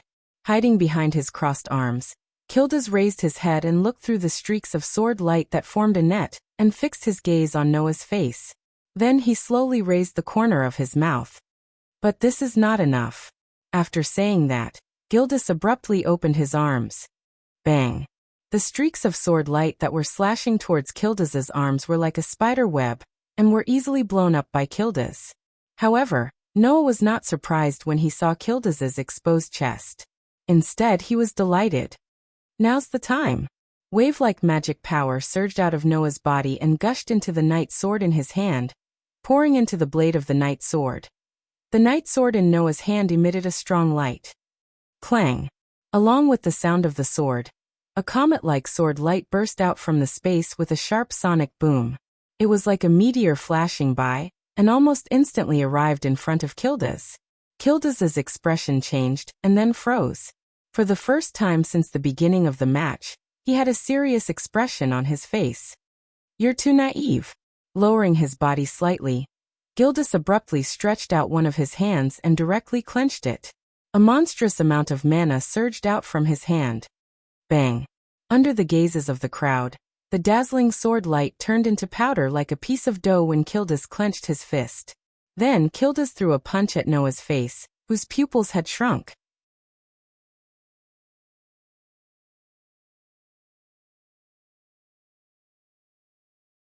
Chapter 50. Dong! Along with a low muffled sound, the hearts of the surrounding onlookers also jumped fiercely. Soon after, everyone present saw it. Noah's small body was like a kite with a short string. His body flipped a few times in the air and flew out. Then he landed heavily on the ground dozens of meters away, making a loud crashing sound. Noah, brother Noah. Mira, Lisanna, Elusha, Naz, Gray, Karna, and Elfman all exclaimed in unison as they ran madly towards Noah. Oh no! Even Kildas, who was still in the posture of swinging his fist, was shocked. I accidentally got serious. Brother Noah. Lisanna helped Noah up from the ground, her eyes almost instantly tearing up. Brother Noah! Brother Noah! Mira stood in front of Kildas, her body surging with extremely dark mana like ink. Her eyes and expression became extremely ferocious. I'll kill you! Alusha, Naz and Grey also got into their battle stances and stared at Kildas in front of them. It seemed that they would attack at any time. Although fists and kicks had no eyes, it was inevitable that there would be some injuries in this kind of duel. However, looking at the power of Kildas's punch, it was possible that it could have blasted a rock. As for Noah, it would not be strange even if he died, since he had taken the hit with his head. No matter how much Fairy Tale valued her companions, no matter how much she shouldn't be hostile towards her own people, under such circumstances, everyone couldn't care less. No matter what, this is too much. Alusha said angrily. Do you want to kill Noah? Don't think that we will be afraid of you just because you are an S-rank archmage. Grey also surged with mana. It seemed that he was also very angry. If anything happens to Noah, I will not let you go. Kildas. Naz gritted his teeth. Watch me take revenge for Noah. Seeing that Alyssa, Naz and Grey were surging with mana, and Mira was about to rush out with a face full of rage, Karna and Elfman were completely panicking. Say, everyone. Elfman was at a loss for what to do. Cold. Calm down. Karna stood in front of everyone, and opened her arms as if she was protecting Kildas. Wait. Everyone calm down. Around them, the magic shooters from Fairy Tale also cast a reproachful look at Kildas. Just as Kildas was about to say something, Noah gently pushed her away and stood up. Everyone don't worry. I'm fine. Noah, brother Noah. Mira, Lisanna, Alusha, and the others quickly gathered around Noah, as if they were going to take care of Noah. You're fine? Kildas was surprised to see that Noah seemed to be fine. You were hit by that punch and you're fine? If I was hit, something must have happened. Noah smiled bitterly and raised the knight's sword in his hand and stroked it. It helped me dodge your punch. It. Everyone's eyes were focused on the knight's sword in Noah's hand. That's a magic weapon, right? Kildas suddenly realized. You mean it was the effect of this magic weapon that helped you dodge my punch? Yes. Noah nodded and held the knight's sword in front of him. This sword can control the distance at will. Control the distance at will. This was the effect that Noah's magic knight's sword had been hiding. As long as mana was infused into the sword, the wielder could control the distance at will. For example, if the distance was shortened, even if the wielder was some distance away from the opponent, the sword could still reach them. When Mira, Elfman, and Lisanna were in danger in the forest, Noah had used this effect to shorten the distance between him and the giant, saving Lisanna in time. Just now, Noah also took advantage of the moment when Kildas opened his hand and revealed a flaw to use this effect. He shortened the distance between him and Kildas to the limit and struck out with that stunning sword. After all, if the distance was reduced to 100th, the speed of the knight's sword would increase by 100 times and the force of impact would be 10,000 times greater. Moreover, Noah's sword also had the ability to negate the recoil, allowing Noah to strike with all his might at any time without worrying about being injured by the recoil. That was why the three siblings were cut in half by Noah's sword. Kildas had no choice but to get serious just now to block Noah's strike that had shortened the distance by 100 times, increased the speed by 100 times, and increased the force of impact by 10,000 times. On the other hand, as long as he used the magic knight sword to extend the distance, he could make the opponent's attack miss and nullify the opponent's attack. Noah had used this effect to nullify Kildas's punch, allowing him to remain unscathed.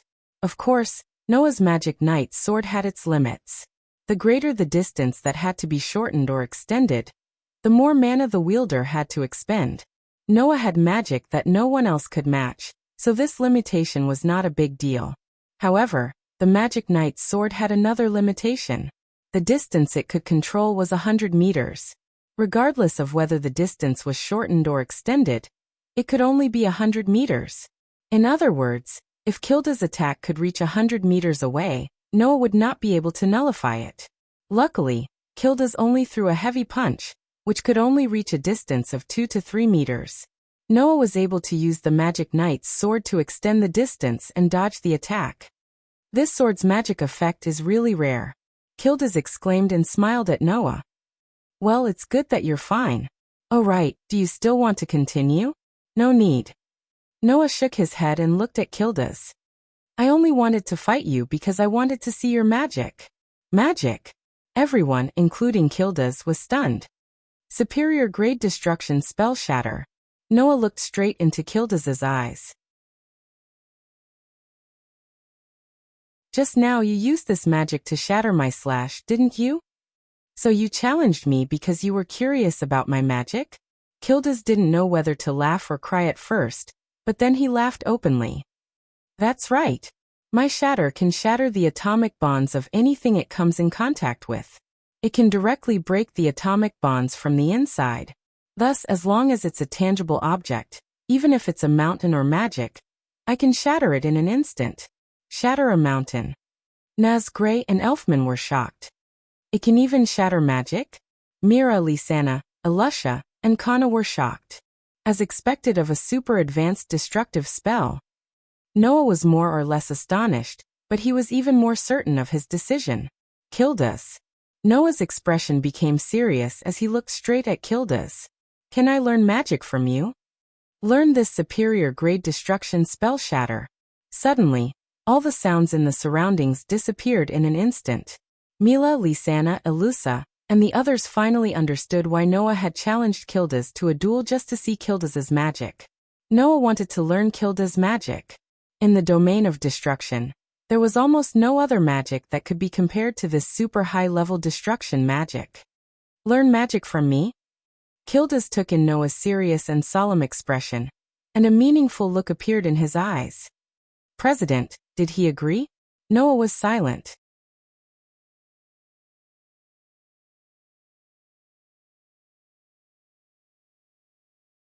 Chapter 51.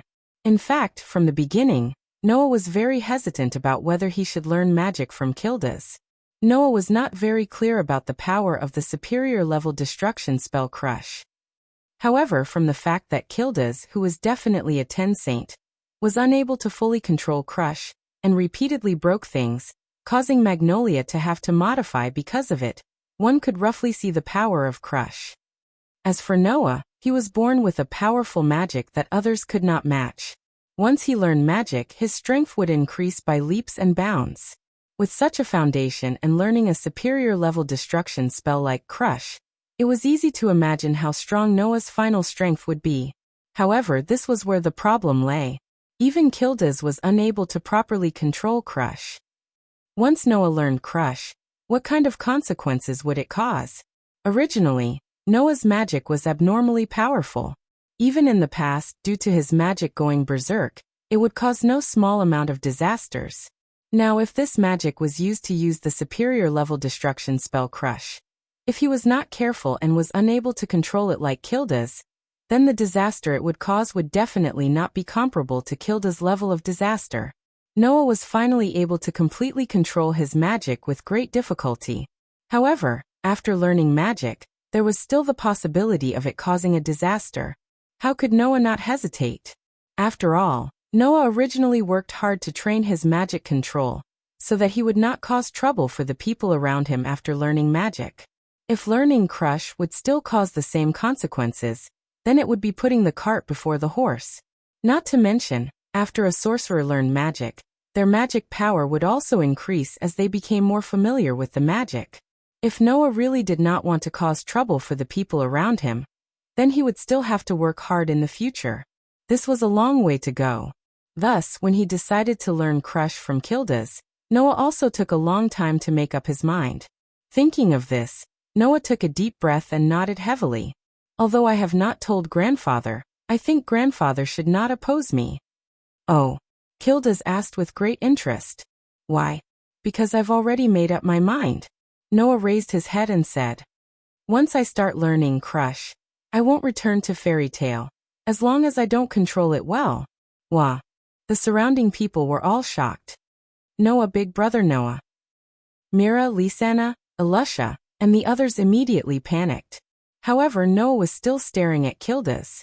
The look in his eyes seemed to tell Kildas how determined he was to make this decision. Kildas rubbed his head. This is going to be troublesome.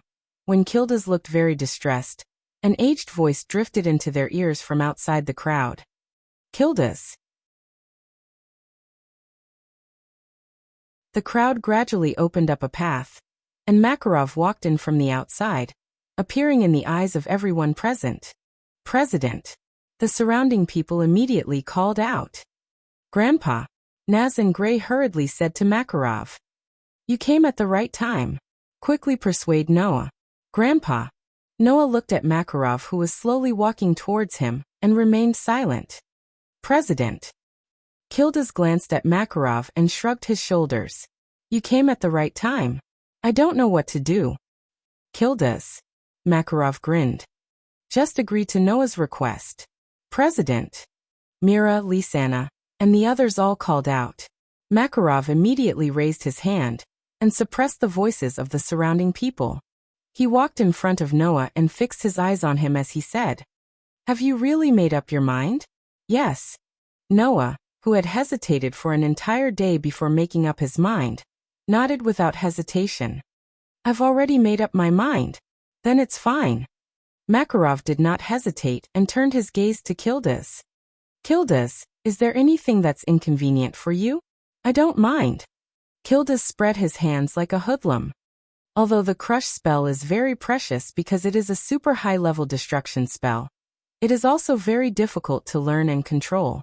Usually, people who seek stability will not choose this spell. Now that there is someone who wants to learn it, I will not hide this spell. After that, Kildas changed the topic again. However, I don't have the patience to stay in one place for so long, and I don't have that much time to teach others either. So let me go back and write down Crush so that Noah can learn it himself. That works too. Noah nodded and agreed with a smile on his face. Thank you, Kildas. Well, take it as a reward for forcing me to retreat, and an apology for almost hurting you when I accidentally got serious. Kildas turned around and waved at Noah. Then I'll go back first. The spellbook should be ready by today. You can come to my place tomorrow to get it. With that, Kildas walked out of the crowd and headed back to his house. Just like that, a storm that was neither too big nor too small was settled. Noah, have you really made up your mind? As soon as he returned to Fairy Tale, Gray couldn't wait to ask the question. You won't return to Fairy Tale before you learn how to control magic? Are you serious? That's a super powerful spell that even Kildas can't control. Lisanna's voice carried a hint of grievance. If Big Brother Noah can't learn it, then you won't come back, right? The crush spell is indeed very powerful, but didn't you say that the more powerful the spell, the better? Even Mira couldn't help but feel a little anxious. There are so many spells in the library, I don't believe that you can't find what you want. How about you think about it a little more? Alusha seemed to have an opposing opinion. I think that everyone has a point. You should think about it a little more. Naz, Kana, and Elfman all nodded, showing that they agreed with everyone's opinion. His gaze swept across the faces of his friends in front of him one by one, and Noah sighed. I say, can't you have a little more confidence in me? What Kildas can't do you think that I can't do it? I said that I won't return to Fairy Tale, but I won't go anywhere. Without giving anyone a chance to explain, Noah directly explained. I just want to find a place nearby where there is no one to stay and concentrate on practicing magic.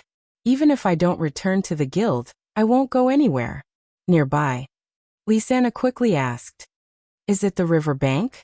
No, I plan to go to the mountains nearby. Noah smiled. After all, what I want to learn is the most outstanding spell in the field of destruction, Crush. If I'm not careful and destroy that place, then it'll be troublesome. I don't want to personally bury the place where I've been staying for almost 2 years. Everyone suddenly looked at each other. Have a little more confidence in me. Noah ended the conversation with this sentence. I'll definitely come back. Seeing that Noah wasn't going to change his mind, everyone had nothing to say and could only helplessly nod. The next day, at the foot of a medium-sized mountain near Magnolia, Noah appeared, carrying a cloth bag with a knight's sword.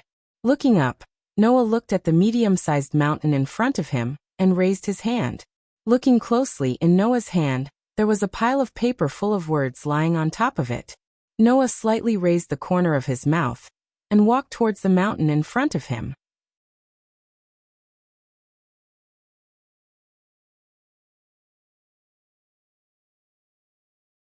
Chapter 52. Magnolia, Fairy Tale. Pushing open the doors of the guild, Mira, Elfman, and Lisa walked in and greeted their companions in the guild. "Good morning, everyone." "Good morning." The elders of the guild also greeted him casually, following which, they continued to chat and joke around.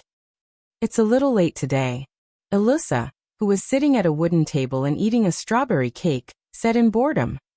"Usually you guys would be here by now. It's all because of Elfman." Mira glared at Elfman with a dissatisfied expression. "If Elfman hadn't spilled our breakfast, we would have been here long ago." "Ugh." Elfman lowered his head. Undoubtedly he was so big, but he acted as if he was bullied. "I just wanted to eat my breakfast quickly. Luckily it's just breakfast. It'll be fine after a simple meal." Lisanna tilted her head and smiled cutely. "But if Big Sis Mira didn't see that there wasn't much time left and decided to cook, I would have been even later." "Mira can cook?" Alusha seemed to be shocked and stood up in surprise. "Mira can cook? Are you trying to pick a fight? You stubborn woman." Mira laughed sinisterly. "I couldn't find a chance to teach you a lesson. Today, I'll beat you to the ground. I'm the one who made you cry." Alusha glared back. "I've tolerated you for a long time. Today, I'll teach you a lesson." After saying that, the two of them immediately stood up aggressively. They even bumped their heads together, causing Lisanna to sigh and complain. "What do you mean you couldn't find a chance and tolerated me for a long time? Don't you guys fight every day? Are they fighting every day?" Kana rubbed her forehead and looked into the distance. "It's the same over there." As soon as Kana finished her words, a series of crackling sounds could be heard. "You stepped on me. Hang your eyes. You're blocking my way. Lower your eyes." Naz's and Gray's heads collided fiercely as they glared at each other. They looked like they were about to fight at any time. It was simply a replica of Mira and Alusha. "Hey, can't you guys grow up a little?" Kana said in a bad mood. "If you quarrel and bicker every day, people will think that you have not grown up. It's time for you to be more mature, like Noah." Halfway through her sentence, Karna's voice gradually became softer. When she mentioned the last name, her voice directly disappeared. Noah. Naz and Gray, who originally looked like they could fight at any time, had their expressions sunk at the same time. They didn't say anything. The sinister atmosphere around Mira and Alusha also disappeared. They both snorted and turned their heads away, not saying a word. "Big brother Noah." Lisanna's expression was a little depressed as she forced a smile. "I almost forgot that Big brother Noah isn't in the guild. I was just thinking if I should go and wake him up." No one answered. Everyone was silent, causing the surrounding atmosphere to become more or less heavy. "That guy," Mira bit her lips and said in a slightly resentful tone. "He decided that kind of thing on his own. He didn't even think about how the people on our side would feel." "Well, big sister Mira, don't blame Big brother Noah." Lisanna collected her emotions and hugged Myra's arm. "After all, Big brother Noah is only nearby. We can go and see him at any time." "That's what he said." Alusha asked. "Do any of you know where Noah went to train?" "Yesterday he said he was going to a nearby mountain," Gray said in a casual tone as he casually took off his clothes. "But he didn't say which mountain it was. Doesn't that mean we can't find him?" Mira frowned and looked in the direction of the bar. "Guildmaster, do you know where Noah is?" "Who knows?" Makarov, who was drinking at the bar, was the least concerned about it. He said weakly, "Anyway, he'll be back when it's time. Until then, let's take our time." Before Makarov could finish his sentence, something happened that ruthlessly interrupted him. Boom! An earth-shattering sound suddenly reverberated throughout the sky of Magnolia, turning into an echo that reverberated throughout the fairy tale guild. "Ah!" Many girls in the guild screamed, and the others all cried out in alarm. "What's wrong?" Mira, Lisanna, and Alusha all stood up abruptly. What's going on? This manna. Makarov, who was sitting leisurely at the bar, also stood up. His lazy expression instantly turned serious as he ran out. Seeing Makarov run out, Mira and the others looked at each other and ran out as well. Huff, huff, huff, huff. Almost everyone in Fairy Tale ran out of the guild and followed behind Makarov. They ran along the street in a certain direction. After passing through 2 streets and many tall buildings, Makarov led the members of Fairy Tale out of Magnolia. After an unknown amount of time, the scene in front of them gradually widened, and the number of buildings in the surroundings decreased. The members of Fairy Tale also arrived at the wilderness and continued to run forward. Undoubtedly Makarov, who had been running at the front, was already old, but his face was not red nor was he out of breath. When he saw a figure appear in front of him, he was startled and stopped. Kildas? Oh, Kildas turned around and saw that Makarov had brought the entire Fairy Tale over. His eyes widened in shock. Why are you all here? How could we not come with such a big commotion? Mira replied bluntly. By the way, what's going on? What's going on? Kildas let out a rare sigh and let them go. Why don't you see for yourself? As Kildas moved aside, the members of Fairy Tale subconsciously gathered their gazes in front of them. Pa! The sound of something falling to the ground could be heard. However, no one cared about what it was that had fallen to the ground. Everyone present, including Makarov, was stunned on the spot. Their faces were full of shock. This was because in front of them, there was a pile of rubble. Of course, if it was just a pile of rubble, they would not be in such a state. The problem was that if everyone remembered correctly, the location of the pile of rubble should have been a mountain. But now, the mountain was gone. No, it should not be said that the mountain was gone. It should be said that the mountain was broken. That pile of rubble was the original mountain. What's going on? Lisanna asked in a daze. Where's the mountain? No one answered Lisanna's question. Obviously, no one was able to recover from their shock. Cough, cough, cough. At this moment, a light cough could be heard. At the top of the pile of rubble, a hand came out and pushed away all the rubble. Then a head popped out and coughed non-stop. Damn it. It's hard to control. Seeing the person coming out from the top of the pile of rubble, everyone was stunned. Noah. Noah looked at the dumbfounded crowd, and his expression became awkward. I didn't do it on purpose. For a moment no one could speak. You're tuning in to the Dreamy Chapters YouTube channel. We're so grateful for your support and don't forget to subscribe to join us on this incredible journey through captivating stories. Your generosity through donations truly makes a world of difference, as it's the primary source of revenue that allows me to expand and enhance this channel for you. Thank you from the bottom of my heart for being a part of this adventure.